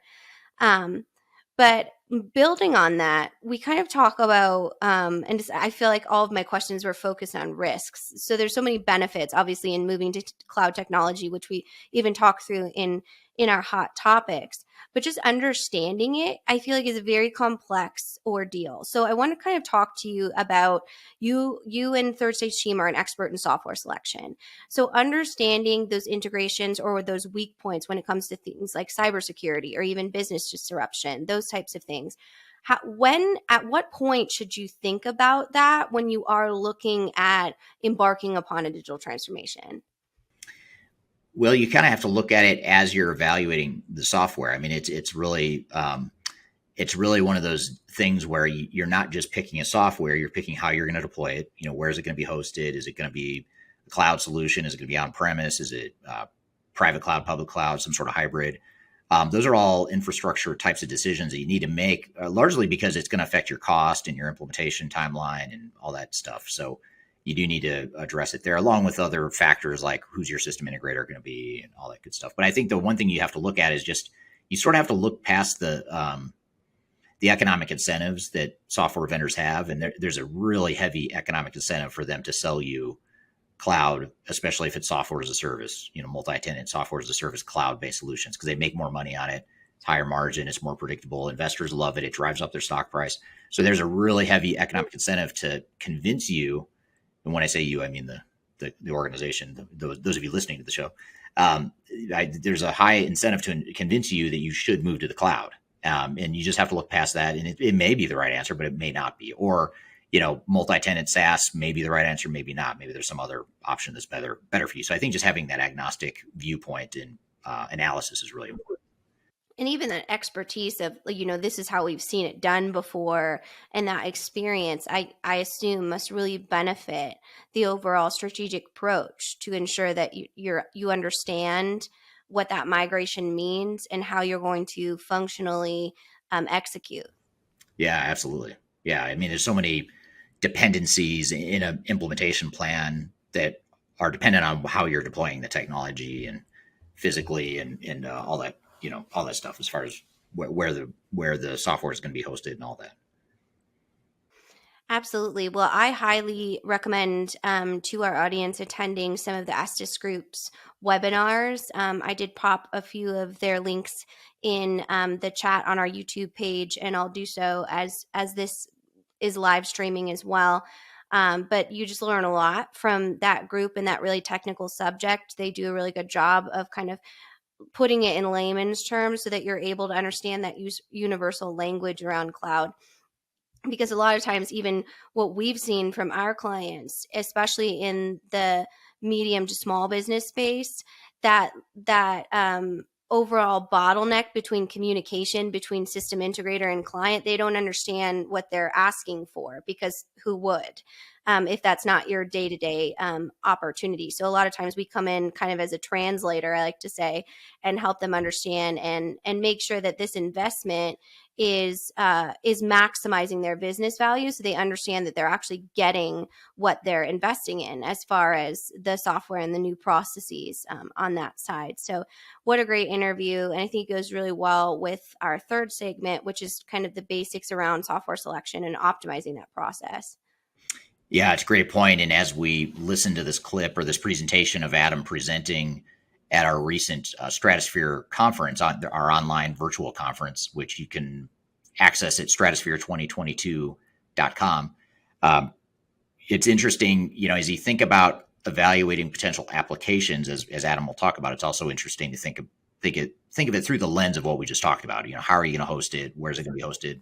And certainly, as Adam will talk about, certain vendors are more open to multiple deployment options than others. So, for example, if you go with a NetSuite, for example, or Workday, those are software as a service based solutions that were built in the cloud. They're built as software as a service. So that's your one option. You have other vendors, though, that provide on-premise and cloud solutions. You have others that are trying to phase out all their on-prem stuff to go to the cloud. So you just have to understand, what is the roadmap for the type of technology you want to deploy for that specific vendor that you might be evaluating. So to help us unpack all this stuff about evaluating potential software systems for your business or your organization, we're going to have Adam Cheatham on the show here in just a moment. He's a director of strategy and transformation here at Third Stage Consulting in the U.S. He's based in the United States as well, on our U.S.-based team. And he's going to give this presentation that he gave at Stratosphere. We'll play a clip from it and we'll debrief on it afterwards. But first, we'll take a quick break. You're listening to Transformation Ground Control.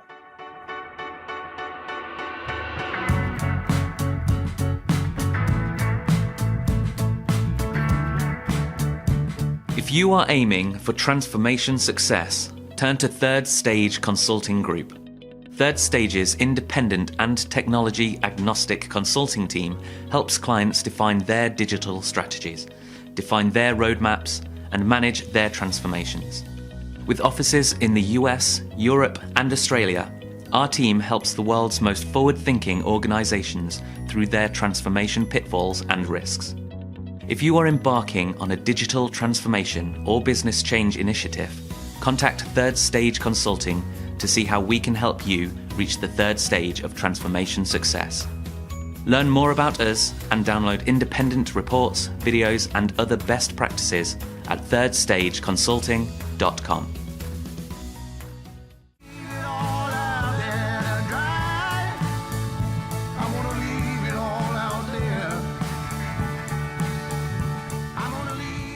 Hello, welcome back to Transformation Ground Control, episode number 89. My name is Eric Kimberling here with Cheatham, and we're excited to play you this clip from our Stratosphere 2022 conference that we recently hosted. It was an online virtual conference that you can, by the way, access at stratosphere2022.com.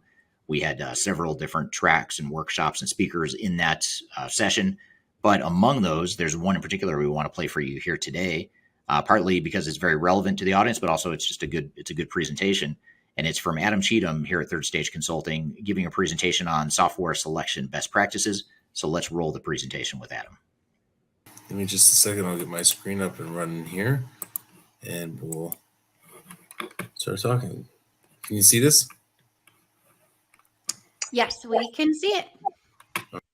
All right. We'll put it in presentation.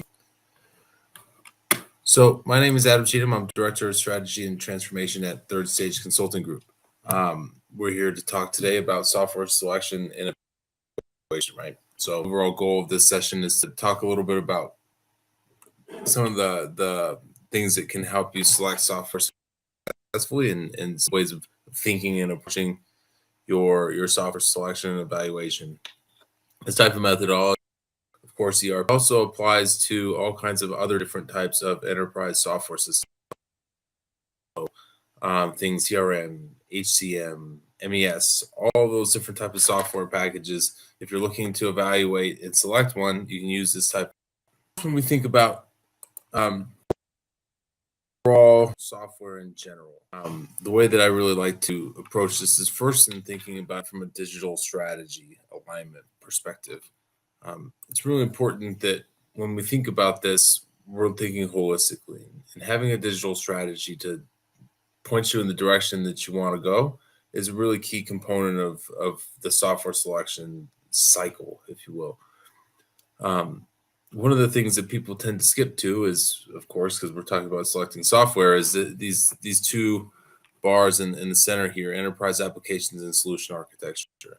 Let's just find a software and plug it in. That's all we have to do, right? And that's not really the case, because when you start thinking about software selection, I always like to approach it more of a fashion of why are you selecting new software, right? Selecting and implementing ERP, for example, is a big task. It's a big job. It's a big project. It takes quite a long time, and a lot of people will put in a lot of effort to make that type of a project successful. So when you start thinking about why you might do something like this, why you might orient the resources of your organization towards an enterprise application deployment, you start to think about why. And generally, we got all kinds of good reasons for selecting and implementing software, and they all center around the idea that we need to be better at this. Our processes are broken here. We're looking to become more effective and efficient in these areas, or we've outgrown our systems to the point where we can no longer operate the way that we want to as we continue to grow and scale. All of these are indicative of process needs, right? And as you think about the answers to that, why are we implementing ERP or CRM or any type of software? Really, the answer gets down to because I have a business process need that isn't being currently met. So the way that we like to start thinking about it first then is about your business processes, right? Software should fit for those. And as you start to think about your business processes, you start with current state, and then you start to diagnose a future state on where you want to go. This is that conversation about, I have broken processes today, and then I'm trying to get better for tomorrow by you creating the opportunity to use a new tool. So the process is really the root cause or the reason behind this enterprise application deployment. When you start thinking about improving your processes, then you should start thinking about the people that administer them. What are their thoughts? What are their pain points? And what is their readiness to adopt a new tool? Some organizations are ready for it. Some people in some organizations are ready for it, for sure. They see the value in what a new software package can bring. They are experiencing quite a lot of pain in their existing processes. So you have a contingency that is certainly into this idea of implementing a new software package. There are often also others who question the idea, like, why would we do something that's difficult? The software we have today works just fine. And, what would be the purpose in going through the effort of changing? When you start to consider the needs of your people in this conversation, you start to really go down the path of good, strong organizational change management. And when we think about organizational change management, we're really thinking about people enablement, right? How do we enable our people to adopt a new software package and accept that new software package as a part of their life? Because really, when you change software, you're really changing processes, and that's going to have a dramatic impact on your people. At third stage, we talk about old processes and new software just are expensive old processes, and getting the new processes designed and getting your people to administer them in a new system are two key components in making sure that once you're live on software, your adoption rates are high and you're fully enabling your teams to actually use that software to achieve those process goals that you have. Now, when you think about enterprise applications, you're starting to think about it as a tool, as a digital enabler of your people to administer the processes that they do day in and day out at a higher rate of effectiveness and efficiency. This is really the appropriate relationship between the business and technology, process, people, and technology. Start with process, you figure out what those are going to be, then you get your people oriented around what those processes are going to be and what their new tools are going to look like in the future. And then you find the right applications for accomplishing those goals. I spent a lot of time with a recent client talking about having the right tool for the right job, right? That's really what we're thinking about here. And having the right tool for the right job really means knowing what the job is first, and then devising a method of using a tool to accomplish that job with a team that is on board and enabled and trained to do so. From there, the solution architecture kind of becomes a conversation of, all right, now we know what our software is for enabling these process goals we need. Our people are ready. Now we got to figure out how to deploy this thing, and we got to get it onto some type of a platform, whether that's a cloud infrastructure or a software as a service or a hosted on premise. Those are all things that are a part of your architecture that are going to have an impact there. And you want to consider what the consequences of those types of decisions are, because it will have an impact on your architecture on the whole. How do you integrate systems that aren't going away? Because for the most part, when you implement an enterprise software system, you don't really replace everything with one system. That's pretty uncommon. It's more regular to have even at the ERP level, a number of additional applications that want to integrate with the app, whether it's an EDI platform or a tax platform or an HCM payroll platform. All those things are common integrations that we need to consider. And as we start thinking about architecture and those integrations, we want to start orient our minds towards how do we accomplish this task of pulling out the old system or systems and not breaking the ones that will remain and need to be integrated with the new software system. So we want to make sure that we get that right. From there, once you get that real relationship between the process and technology in the right order, and you put it on a platform and create integrations that are strong and are pass data appropriately, business intelligence and analytics become an effective window into your business. You start spending a lot less time digging through your data warehouse, trying to find the data that tells the story that you're trying to tell.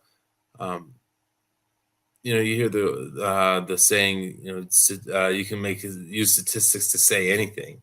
You can use data to say anything. And if you're a large enough organization, there's a good chance that, the more digging you do for data, the more you can make it say what you think you want it to. And that's not really an accurate, well, it's not always an accurate view into the actual health and functions of your business. When you get your process aligned appropriately in your software, knowing which process is up front and then finding the right software that enables it, business intelligence and analytics become an effective window into the health of your business, because they tell you more effectively what it is is actually happening out there without you having to dig through tables and tables and lines and lines and lines of data, writing all kinds of different types of SQL queries, running table joins and all that stuff to try to create a compelling story. The story is there because it's been created to do that. The last thing that is important about digital strategy in general is to think about it from a perspective of saying, if these are the work streams that are necessary to consider when you are working through your software evaluation and selection, if you let all of these work streams go in the direction that they naturally go in by themselves, they will go in different directions. It takes an intent to keep these types of work streams aligned together in a complementary fashion. And that's where project quality assurance and the selection side of things comes together.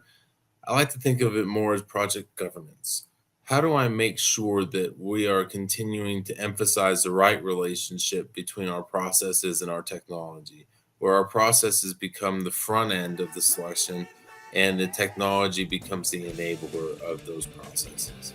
We're in the middle of a presentation here with Adam Cheatham talking about software selection best practices. We have a lot more to get to, but first we'll take a quick break. You're listening to Transformation Ground Control.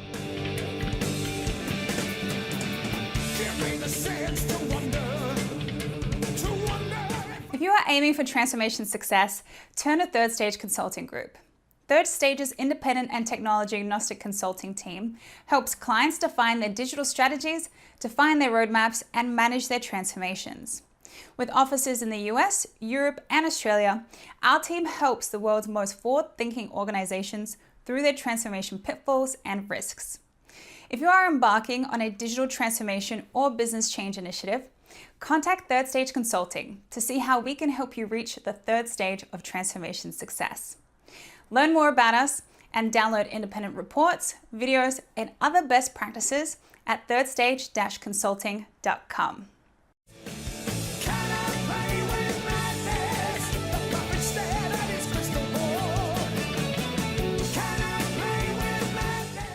Hello, welcome back to Transformation Ground Control, episode number 89. We're here in the middle of a conversation with Adam Cheatham from Third Stage Consulting, talking about software selection best practices. Let's jump back into the conversation.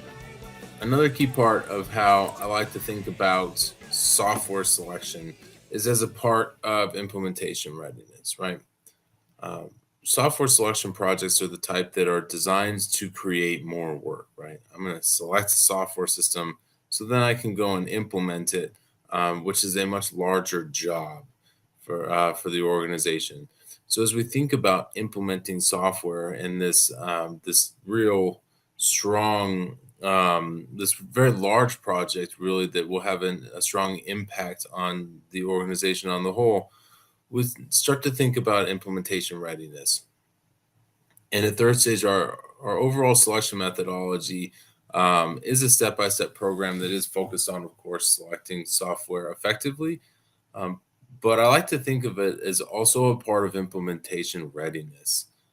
As you start to talk about implementing software, you want to get some things right so that you're ready to implement when you sign a contract. It doesn't take long from the point that you sign a contract with the vendor and the system integrator for them to be ready to show up and get to work.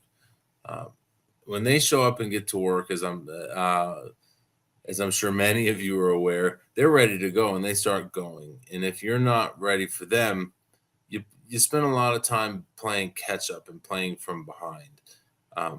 Our implementation readiness framework allows us to help our clients in organizations like your guys's to be ready for their implementation when they sign that contract. So This is kind of a view of some of that readiness methodology and some of the very key and important steps to becoming ready for an implementation itself. I've highlighted in green the functions of implementation readiness that are commonly addressed in software selection. Up front, you have strategic and executive alignment, where there are a number of opportunities for things like executive education. What are we doing? What is, for example, what is ERP, and what are we going to get out of it? Having executives understand what the goal, purpose of this is a key important part of gaining their alignment and putting them in a position to be strong advocates for the implementation as well as strong contributors. We'll talk about what we do in the selection cycle for executive alignment and things like that. But the overall goal is to think about strategy of what it is this software is supposed to do, and create a strategy for achieving that, starting with software selection. From a people perspective, like we talked about before, you got actually, let's talk about operational readiness first. From a process perspective, like we talked about before, you want to start with processes at the front end of the conversation. What are we trying to accomplish when we are implementing new software from a process perspective? Really what we're looking for is operational improvement, right? So those we want to think about how ready our operations are, where are our processes in greatest need of improvement, and what does that look like? At third stage, we like to dive deeper into those strategic processes and get an understanding of the level of complexity as well as the level of criticality to the business of each process. Some processes that aren't quite so heavily involved in your competitive advantages in the marketplace and things like that. You don't need to go into as much detail, because if they're not as important to the actual system selection and implementation, then we want to make sure that their functions are covered, but we don't want to spend too much time focusing on the things that aren't as high priority. Many organizations, for example, are looking to achieve manufacturing and procurement efficiencies through deployment of ERP. So we'll focus on those areas, especially for organizations that are more focused on those functional areas from a base operational need. Other organizations are looking for more business intelligence and more a greater view into the financial foundation of their organization. So we'll focus on finance at a deeper level there, and those will be the areas that really drive the selection. Then you have your validation of requirements, and you really want to look at operational gaps. Not only operational gaps that you have today at your organization, but as you start to think about software, what operational gaps there are in the software packages that you're considering. These days, you don't find a lot of software packages that are the perfect fit. The idea of zero customization is really a myth. There will be gaps in whatever software package you choose, but we want to make sure that we're thinking about it from a perspective of what gaps can we handle and what gaps can we not. So that's part of the operational readiness side of it, and then having a plan for accommodating those when we know what it is we're going to need to accomplish differently than with the new software itself. The people readiness side of it, from a people readiness assessment, we like to survey the organization and get a strong understanding from the people involved in the processes, especially the ones that are going to change the most significantly, so that we know about their readiness. That question of why are we doing this, and what is the purpose of this large project that will be rather difficult for many people. Asking those questions and understanding the answers to them are key components of making sure that we're ready for software selection itself and the implementation of it. As we move into technical readiness, you start thinking about where we are with things like data and things like architecture. And I'll talk about what our solution architecture assessment looks like in a moment.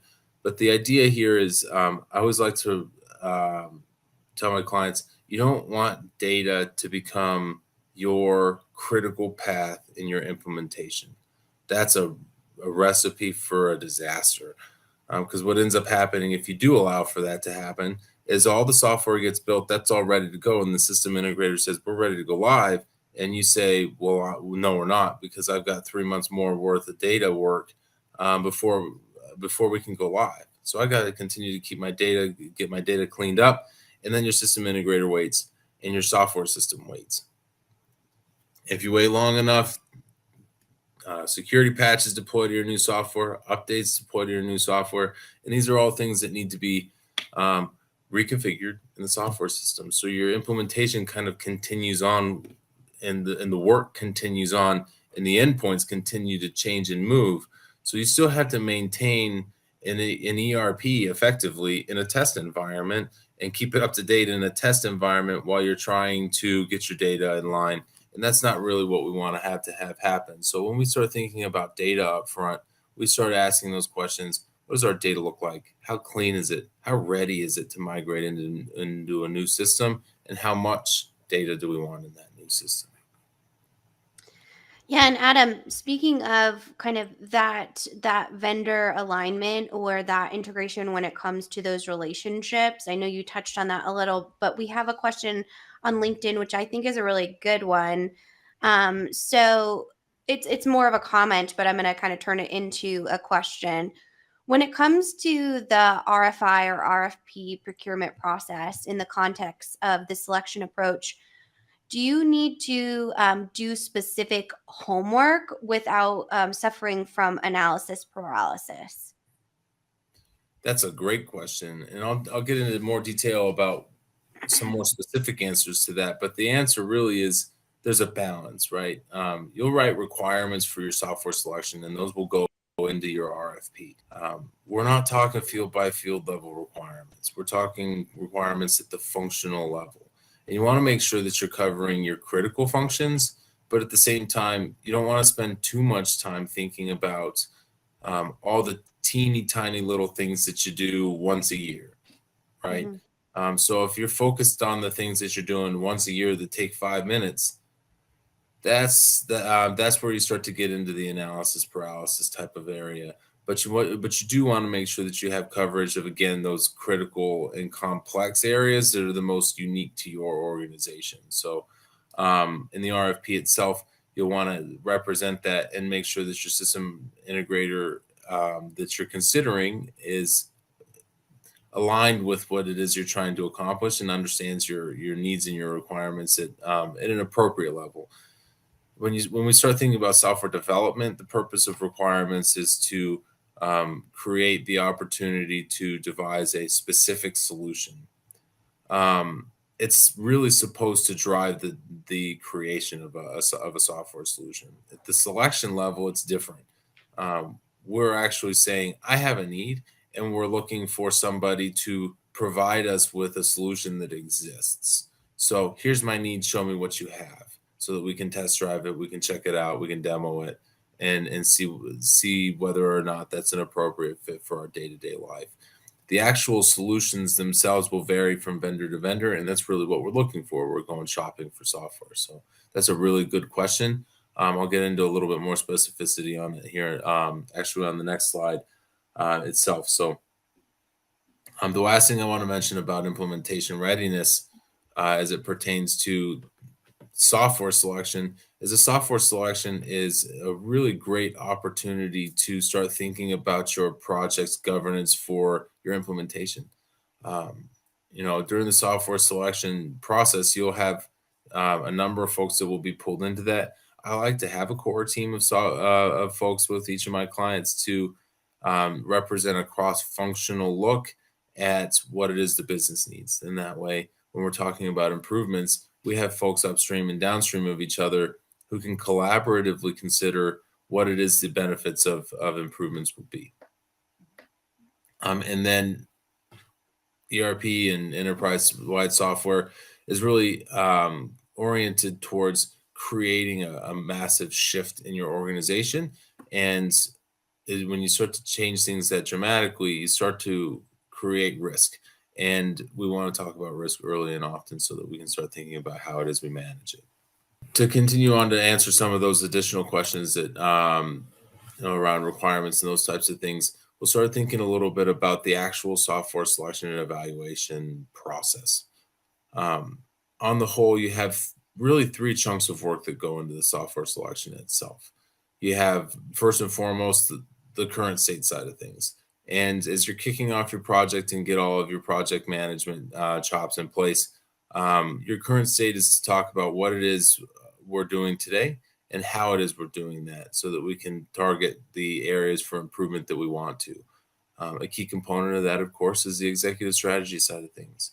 When we're considering software as an enabler of the business, we want to make sure that we understand not only what the business does well from a competitive advantages in the marketplace perspective, but also the organizational and operational goals of the business at the executive level.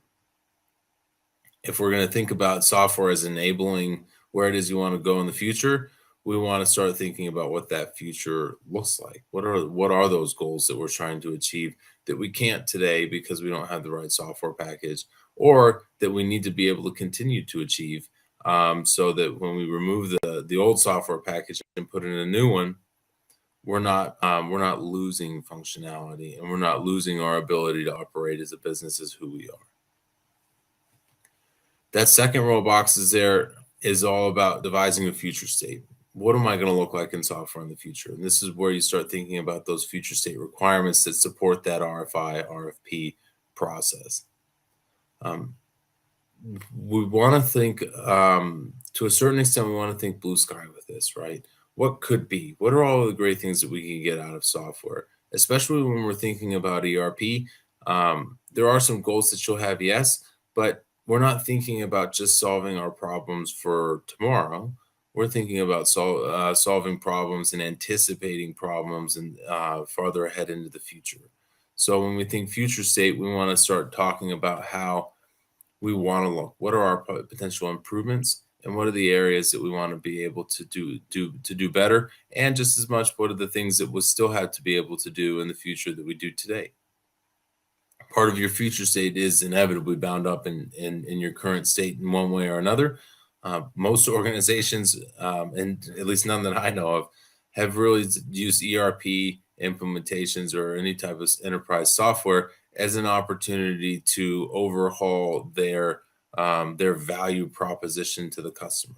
If you manufacture widgets today, you're going to continue to do that tomorrow.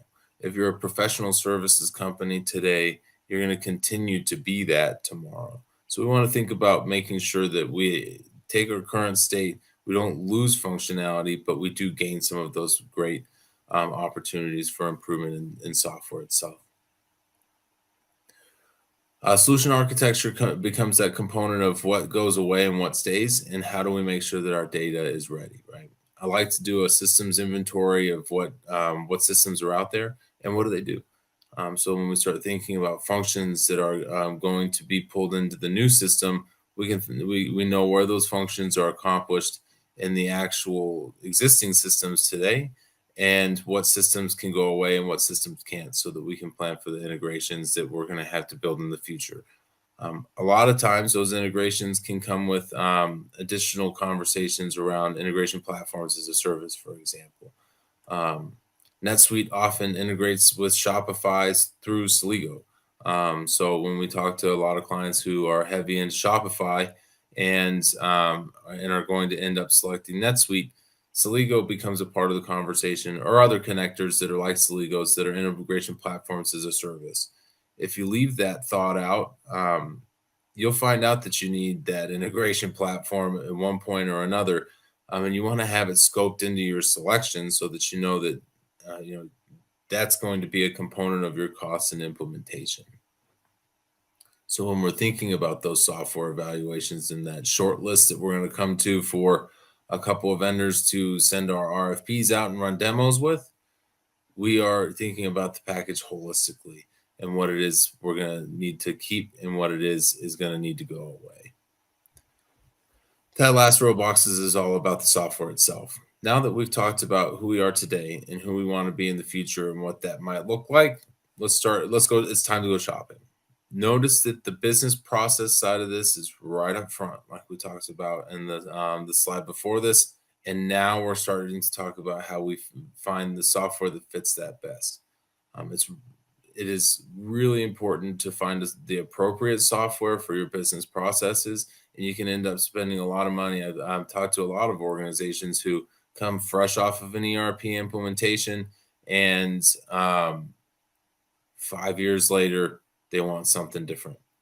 I've got actually several clients in that position right now where they've been on their new ERP for less than 5 years, and they can't wait to get off it because they missed something in their selection.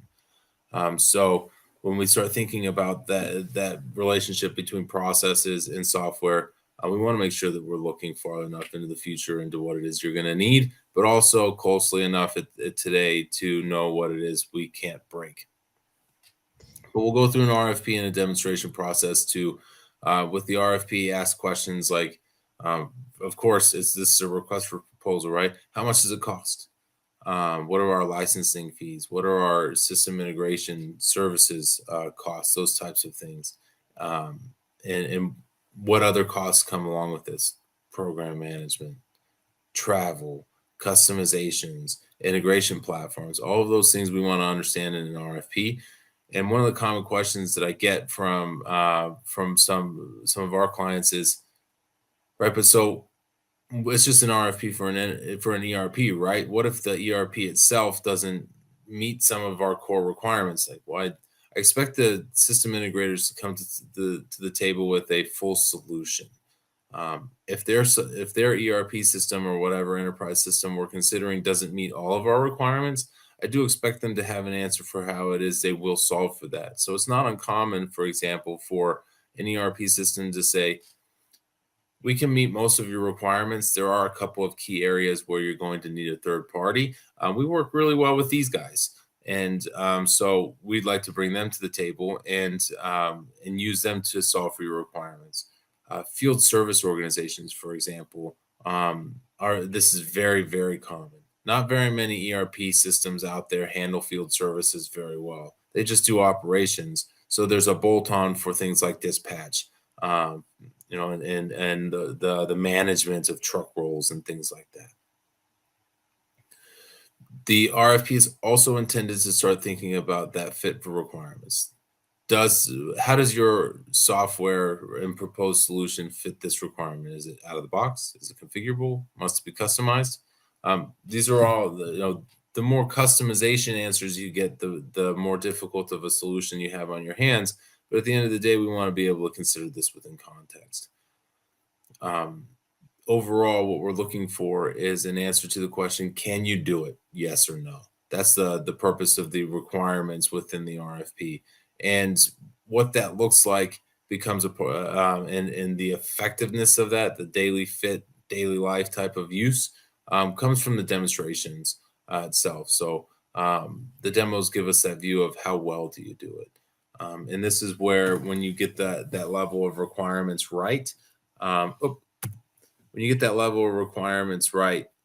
the software evaluation process up front, future state requirement documentation, you give the vendors an opportunity to say, I see your needs, and this is how our software system does that. And when you have a good comparison there that's well scripted based on your requirements, that answer to how well can you fit our needs and our daily needs as an organization really starts to come out.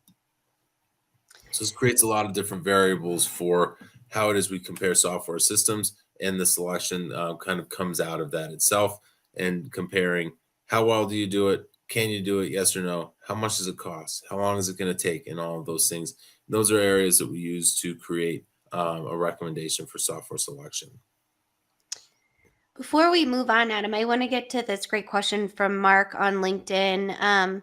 So how do you evaluate conflicting preferences for different software solutions in a way that doesn't come down to they who shout the loudest? So, for example, if you want, a finance solution wants one thing, but warehouse wants a completely different solution, how do you manage to that conversation? There are two parts of that. The first part is having a good cross-functional team, that core team that I talked about that you could use for implementation as well, with involved in your system selection process and in the requirements gathering process. When finance and operations understand each other's needs upstream and downstream and each other's impacts on one another, they tend to be far more open to a system that fits for all, right? It's not uncommon for us, for example, to find in our requirements workshops that we have clients who have these aha moments where they say, I didn't realize that what I do really causes you that many problems. That's a point of the process workshops where you're starting to identify pain points.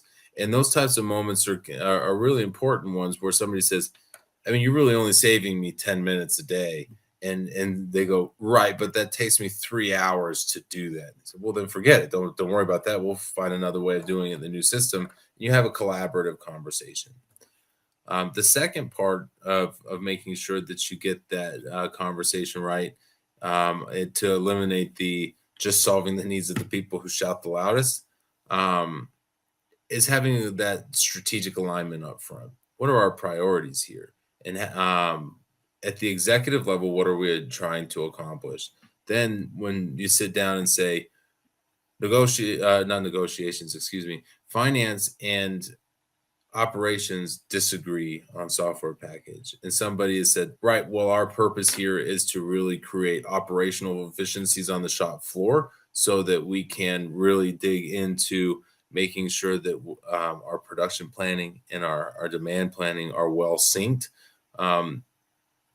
That's not really a finance conversation. And if finance's solution is going to provide less of that dynamic nature between the master production schedule and the materials requirements planning, it enables you to use your strategy and your executive goals as that lens for how do we compare these packages and how do we select the one that best fits our needs. So hopefully that's a good response for you on that. I'd love to know what you think about this when you start thinking about executives that have bias too. I'm curious how many of you guys have seen that, because sometimes we have executives that say, well, this is the software solution that I want, and that's what I'm going to stick with. And sometimes they're in the driver's seat and they're the sponsor. Other times they're an outside influencer on the steering committee. And those type of biases are things that we commonly confront and commonly help our clients to see their way through. We're in the middle of a presentation here with Adam Cheatham talking about software selection best practices. We have a lot more to get to, but first we'll take a quick break. You're listening to Transformation Ground Control.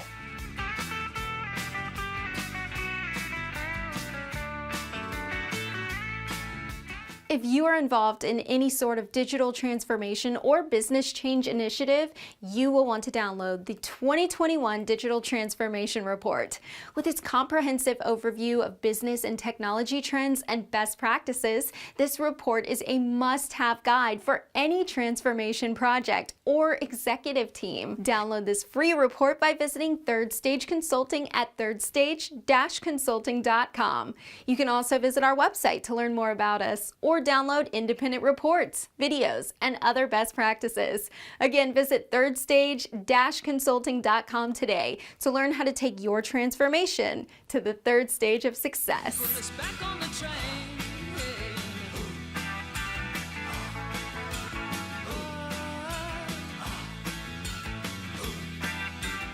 Hello, welcome back to Transformation Ground Control, episode number 89. We're here in the middle of a conversation with Adam Cheatham from Third Stage Consulting, talking about software selection best practices. Let's jump back into the conversation. As we continue on, I have the remainder of these slides are detail around the rest of the selection process in each of these boxes themselves. So the current state assessment, when we talk about that question of how do you get the right level of requirements, you start with that in the current state assessment itself and start thinking about what are your functional area breakdowns. What does your software system today look like? What do your processes today look like? And what are our potential for improvements? This is where you start answering that question of why are we doing this? And that's for that second box there. We're doing this to improve our processes and to get more effective and more efficient. And we understand that the purpose of software here isn't to change software, it's to change processes. And that's something that will be an ongoing change, because the idea is to not only just enable one change for today and one massive shift, it's also to enable continuous improvement for the ability to grow within our processes and continue to achieve additional efficiencies. Again, as part of this current state assessment, we start thinking about data systems and infrastructure to talk through how it is we're going to pull apart our software system and plug more things back in. It's not uncommon to have gaps in your software itself from a functional area perspective. That's why we have process problems, right? Because our software isn't fitting our needs today. But it's also not uncommon to have redundancies. Just this week, actually, I was talking to an organization that say, well, some people use this system for that, and other people use that system for this process, and it all ends up at the same place. So that's all fine, right? So, well, just because it ends up at the same place doesn't mean that the journey to get there can't be the same, or shouldn't be. Because at the end of the day, well, if one person's using a different system to get there than another, you're really starting to create divergencies in your processes that cause inconsistencies in data. And frankly, using two systems for anything is that can be solved by one system is inefficient in and of itself. As we continue through the software selection process, you want to use those requirements to refine a long list first, and then dig down into a short list and narrow that down. Like I said, the long list starts to create an evaluation of software packages that could fit your requirements needs from a very, very high level. We think about software packages that are strong within a particular industry, software packages that have the in system integrators and the like that have the geographic coverage for being able to solve for deploying software, right? If you're just if you operate one location that runs warehousing, manufacturing, finance, headquarters all in one spot, that's a simpler look than if you have multiple different headquarters in different countries across the world. So you want to make sure that you're thinking about how it is you handle some of those key requirements at a high level that are specific indicators of how a software system needs to be large enough or small enough to handle your needs dynamically. We work with a long list first, and then start really considering the greater detail behind the requirements, and then we use that to narrow down to a short list. I like a short list of 2, maybe 3. Having more than 3 though it really starts to continue down that path of potential analysis paralysis. By the time you get through the evaluation of your 4th software system, you've forgotten the first one. And everybody's brain turns to mush when you start thinking about demonstrating 4 different software packages. So we want to have a smaller short list that gives us a chance to really narrow in on a couple, maybe a third software packages that really can tackle the most unique and critical needs of your organization. That should be based at the requirement level, and how it is those types of organizations can meet your requirements. So when you start sending out RFPs, you're not surprised by somebody who says, yeah, I can't do most of that stuff. Doing your research and getting your short list right means that when you really get down to the RFP level and compare requirements, responses from one vendor, the second, and potentially a third, you get a really good one-to-one analysis of where the key gaps are. Again, in today's software environment, there are gaps in all software systems. I don't care how big a box software you're talking about. No software package does everything, especially everything that most organizations need. There's always a uniqueness that needs to be considered. And what we want to do is, with our short list, is create an opportunity for our requirements to really show and illuminate those differences as they pertain to those key critical functions of your business. And if we haven't considered the right requirements to get down to that short list, we'll find areas that aren't critical or that aren't unique areas. They might be important, but they're not unique areas to your business. That there are gaps, and those gaps become kind of failure points as opposed to evaluation points. As I was saying, though, from a long list perspective and narrowing down to a short list, we really start to think about what are the key differentiators in your unique requirements, and what are the verticals within software that can solve for that. Certain software packages are better than others for things like process manufacturing versus street manufacturing, right? Those are very different manufacturing processes, and there's certainly specific targets of different software systems. Another good example of unique requirements and vertical focuses are how complex are your manufacturing operations.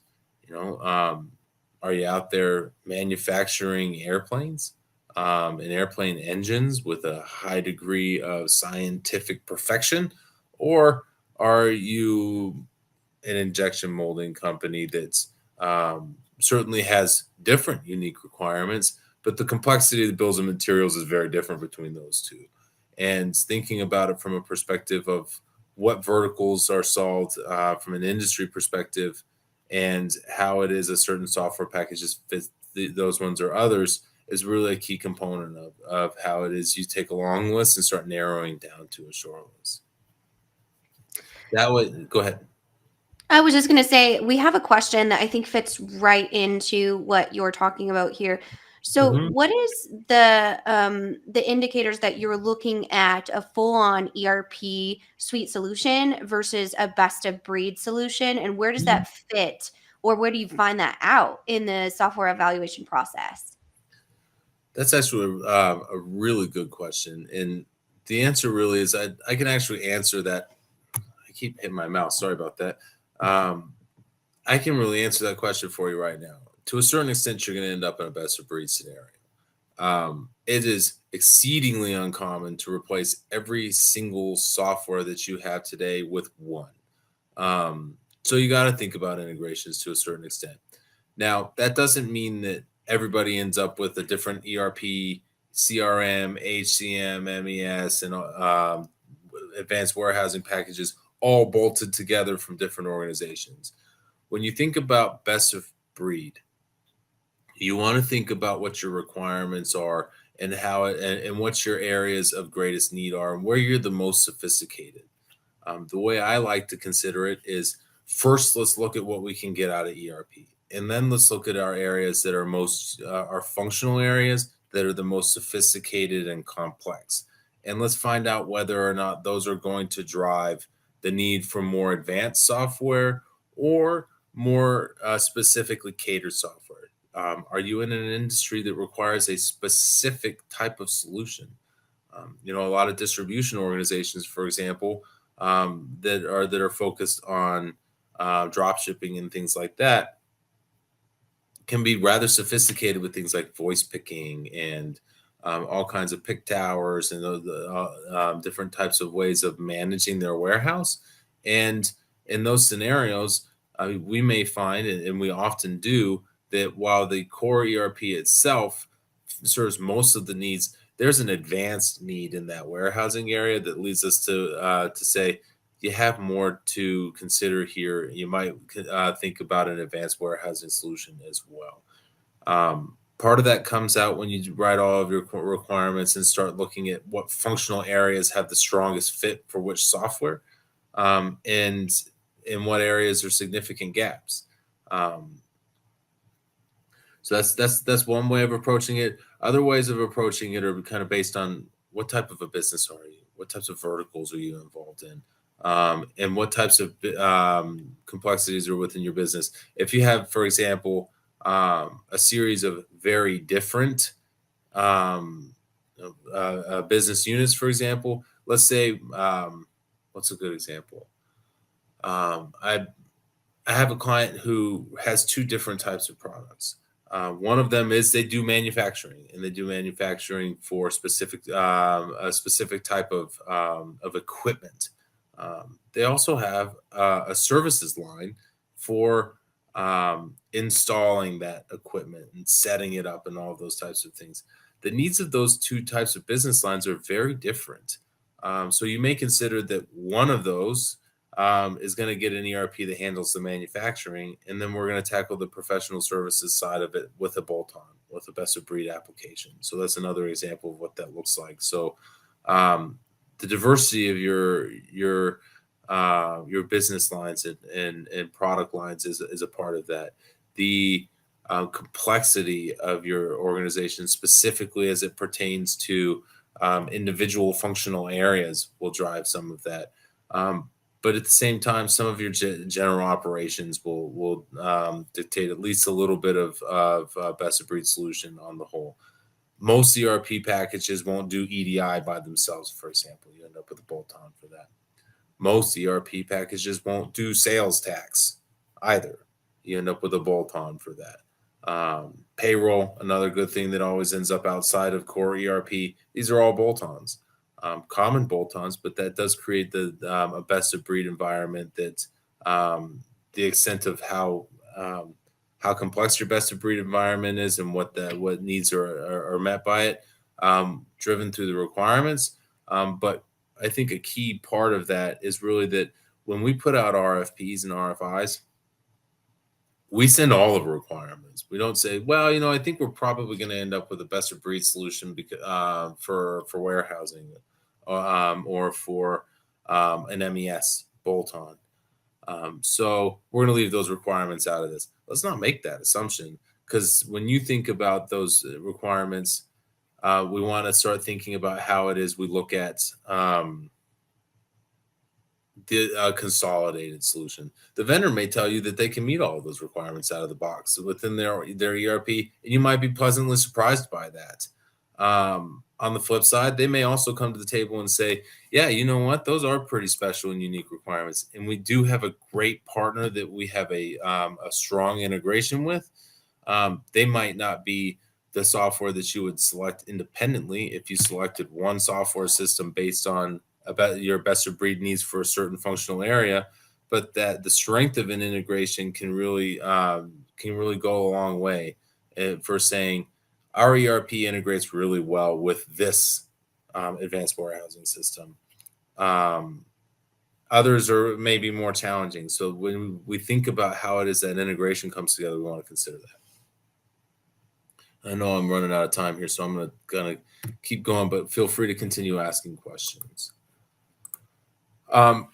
Overall, when we think about narrowing in on an individual software, we have a lot of different types of ways of looking at this, and we started to think about how it is we engage with vendors.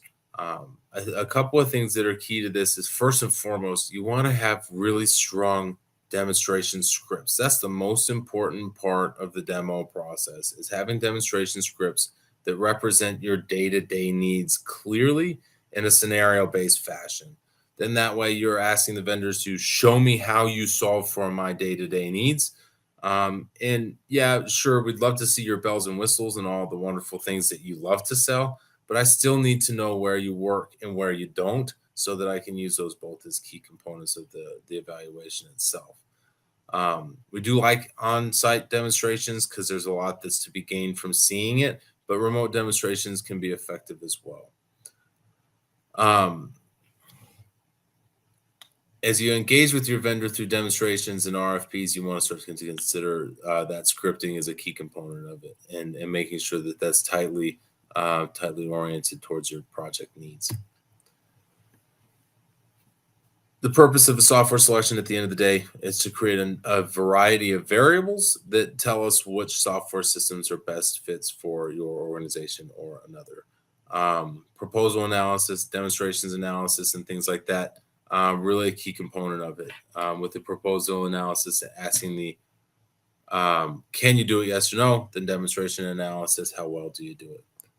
We always recommend business case analysis. I like a total cost of ownership over 5 years that considers what are the license fees up front, what are the continuing and ongoing license fees, and what are the costs of implementation services. Those are three key components of that.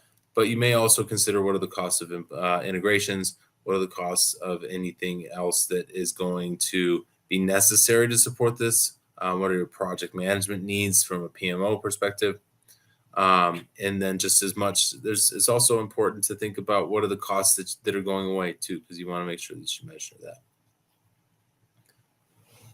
I also like to think about reference calls and visits for software selection in the lens of not asking your vendor to provide a reference that says, hey, your software works, because they're going to find somebody, right?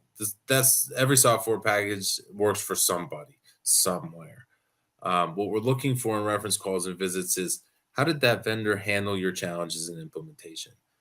When you really got to that point where finance is screaming the loudest about what they think they need, in operations, which was a higher priority, really is getting steamrolled. How did your system integrator help you through that in your implementation? Those are the types of questions that I think are more helpful in understanding what it is we're getting into. So, on the whole, once you know who you're going to select, you want to think about having negotiations with them that creates a really strong long-term relationship, right? Now, you do want to make sure that you have a clear negotiating strategy on what's important to you from a cost perspective, and where it is you want to target your negotiations efforts. And you want to be clear on where you can be flexible and where you can't. Overall, you also want to think about how many users you have today and some of these other things that are on this slide. I think that the most important component of this is going to be a negotiation for implementation services, and relationship management is a key component of this conversation. Not everybody realizes that when your system integrator says, here is your scope of work and here's our master services agreement, those are negotiable. We're not talking just about negotiating software prices. We're talking about negotiating terms and conditions and things like that. In our expert witness program, we find that failures in negotiations on terms and conditions and creating clarity within the statements of work can really be a key component of how it is you draw up your implementation and what the support for that looks like on your side and the vendor side. And in a lot of our expert witness cases, we find that the ones that didn't consider negotiating their project plan, for example, are the ones that struggled the most with their implementation as it pertains to trying to figure out how it is that moves along.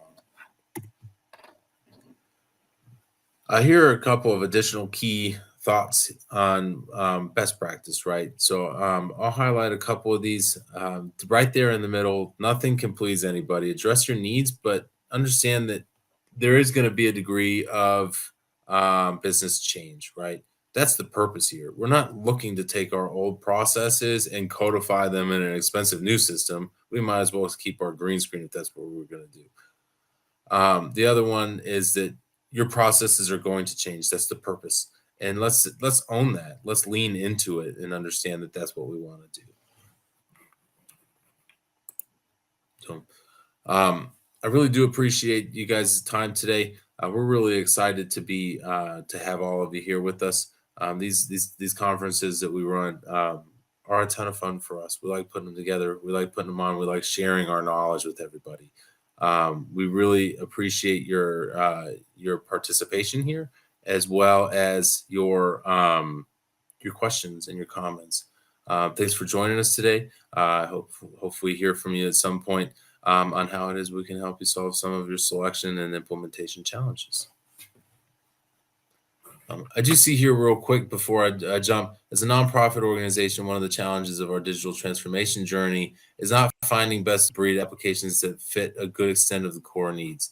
That's actually, nonprofit organizations are really a lot like field service organizations, in that there's a core function in the middle of there from an ERP perspective, but there are other outside needs that aren't commonly handled well. Things like project accounting, when you're thinking about donations and government grants and having to be able to report back on what it is, where it is every dollar went, because some dollars are allowed to be spent, or some euros or whatever currency you use, is allowed to be spent for certain functions, but not others. Traceability on that from a project accounting perspective is important in nonprofit organizations. And you may find that you have a core ERP that handles basic needs, and then some type of a bolt-on that helps with that project accounting side of things. So it really is, nonprofit organizations are on that list of ones that more frequently end up in a best of breed environment because their needs are more unique than the general core software systems are accustomed to being able to handle. So Yeah, and I think that's a great kind of overall thesis of this conversation is the ability to find out which software solution meets your business needs. Really, as we've been talking about kind of our example around the house analogy, right? Reaching out to that expert, that contractor, that advisor, even just to just have an informal conversation because there's so many options in the marketplace. And then also, I'll just let you know on the nonprofit side, Adam did a video on our YouTube channel as well on nonprofit opportunities that we've worked with when it comes to software selection. So definitely go check that out. Software selection is something we have probably the most content around. It is really our wheelhouse, and our number one recommendation all the time is there's no cookie cutter template. There's no, and if someone hands you that, you should throw it back in their face because there's no way to really address the needs of the organization without really understanding it. So thank you so much, Adam, for joining us today. All right. Thanks, Adam. Great conversation. Thank you for allowing us to replay that presentation for you from our Stratosphere conference. And again, go to stratosphere2022.com if you'd like to see other workshops, other presentations, and sessions that were presented during that online event. So we're going to take a quick break. When we come back, though, we're going to debrief and talk about some of the lessons and themes from that presentation. You're listening to Transformation Ground Control. We'll be right back.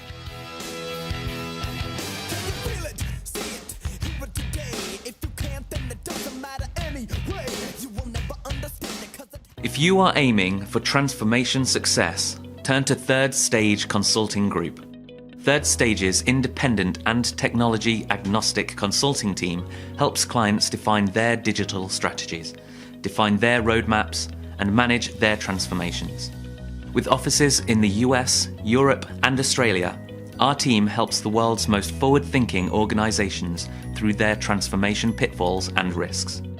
If you are embarking on a digital transformation or business change initiative, contact Third Stage Consulting to see how we can help you reach the third stage of transformation success. Learn more about us and download independent reports, videos, and other best practices at thirdstageconsulting.com.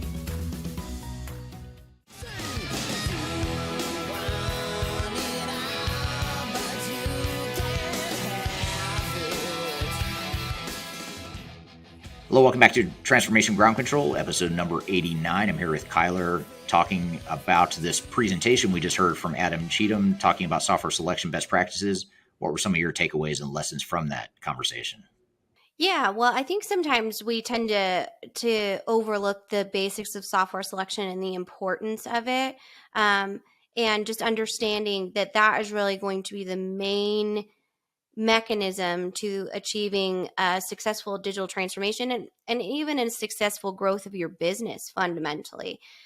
So I think a lot of times those pieces we overlook, and just being able to kind of navigate the sales process or navigate your own internal requirements, as what Adam said, those things really need to be established before you even have a conversation with a vendor, so that you're prepared and armed in understanding your overall objectives, your needs from the software, and your future state.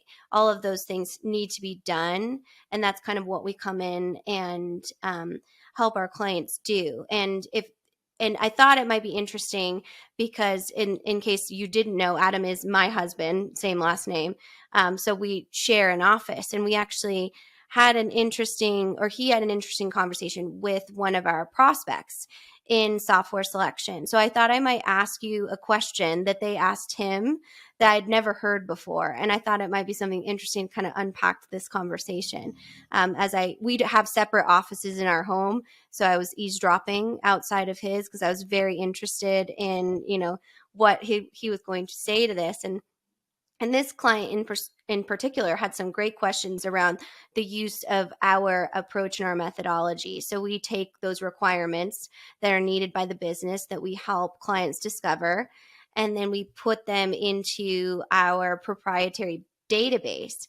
And they asked, what is the measurement for success of a software selection? Is it, a successful implementation, or is it the fact that you reached your certain business goals, or do you have data around that? And Adam kind of explained to them, well, it's really unique to each business and how that works. And so I thought I might get your take on the success of a software selection, or how you might explain that to a potential client or partner.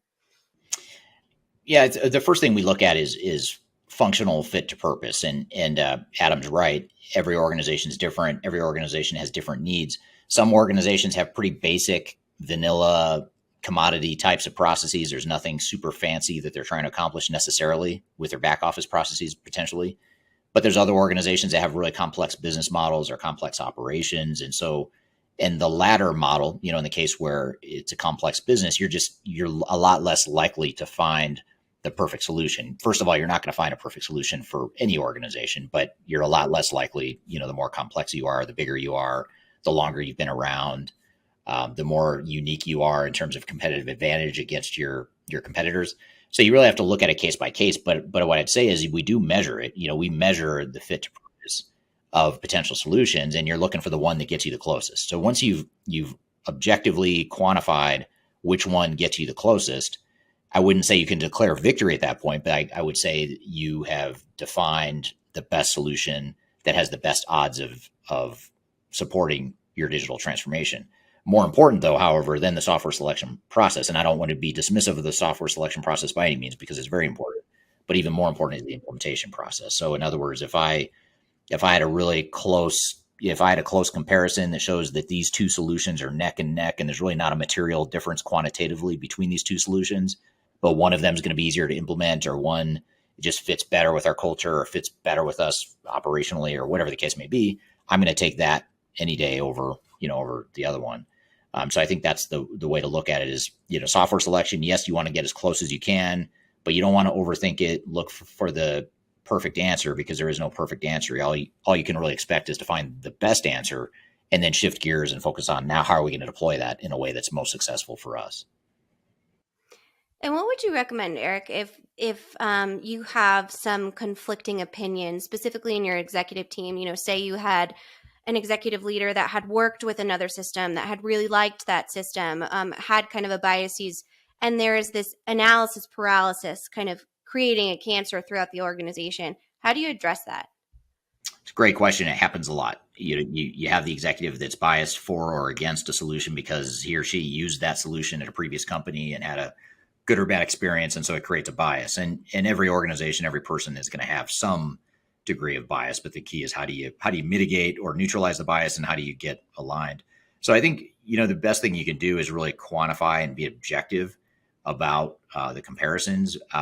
The bias stuff, though, that's really hard to overcome. If you've got an executive on board that, for example, had a failure implementing a certain solution, and that certain solution is the best fit or has been identified as a really good potential fit for your organization now, it's going to be hard to overcome that perception. And so all you can do is really educate and show a path of how this would be handled differently than what that person may have experienced in a failure in the past, and show a better path forward. Having said that, there are times, though, where you kind of have to go with the bias, and you hate to say it, but at some point you realize, we're not going to overcome the bias. We've tried overcoming the bias. As long as the bias isn't leading us into a really bad decision, if it's a pretty good decision, but maybe not the ideal situation, but you at least get some buy-in and support, even if it is biased, at least you're getting some head or some tailwinds to support the decision. Sometimes you've got to ride that and say, okay, well, we're going to go that direction, and now we're going to really focus on making sure we implement well. And back to your point, you don't want to get caught up in analysis paralysis, because a lot of times organizations just can't decide, or they can't agree on what the best solution is. And they're just wasting time and money. And that's time and money you could be investing in the implementation itself. But instead they, spend more time and money than they should, or they just never get to a decision, which is even worse in many cases. So those are some of the ways to think about it. Yeah, absolutely. And I think that's a really refreshing point, and a great kind of message of what third stage does is just that honesty of saying, solution A might be the ideal scenario, but you have support for solution B that is still a very good option. It's almost like, we needed a third car here in our family to be able to support all of the things that we go to. My husband, Adam, loves Jeeps, obsessed with Jeeps, even to like an unhealthy level. We go to the Jeep club. I really thought we could use a different vehicle that could fit all of our stuff. We have a 2-year-old and a 3-year-old. There's a lot of maintenance and 2 big dogs. But at the end of the day, he wanted this brand. That was something that was really important to him. We needed a car. So did I think maybe we could have done a different solution to achieve our goals? Yes. But at the end of the day, this was something that made the best sense for everyone kind of involved. And I think that is true for an organization as well. Right. Every organization needs to go with their Jeep instincts if that's what they've got. And our job is to say, hey, if it's a really bad fit, well, that's our job as consultants, to say, okay, that could work, or no, that's a terrible idea. And even though you've got support for this terrible idea, you still don't want to do it. So you see both, but and that's part of the role we play when helping our clients through that. Absolutely. And that use of that database in saying real data and taking all biases around it and actually leveraging the technology to say, this is what you need, this is the match, and this is our best recommendation. But overall, we're here to support the organization's success as a whole. And software selection is just a piece of that. Yeah, absolutely. Very true. Well, good stuff. Well, I think it's a great conversation, a great place to leave it. Obviously, software selection is an important first step in the digital transformation journey. So if you have questions about that, feel free to reach out to us. That's something we do quite frequently with our clients, is helping them select the right software, helping them define the right digital strategy to deploy that technology, and ultimately helping them through the whole journey. So feel free to reach out at any point if you want to chat about how Third Stage can help you with that transformation process. So all that being said, I want to thank you, Kyler. Great episode again. Thank you for being here. And thank you to our guests, Brad Feakes and Adam Cheatham, for providing additional commentary and analysis in the show. Be sure to check out new episodes every Wednesday on YouTube, LinkedIn, Facebook, and Twitter. You can also go back and find all 87 or 88 episodes before this one on those same outlets as well. And you can also find us on all of the audio podcast platforms, or most of the leading audio podcast platforms, I should say. Be sure to search for us there. It's called Transformation Ground Control. So thank you for listening. We hope you have a great week, and we'll see you next week on Transformation Ground Control. Take care.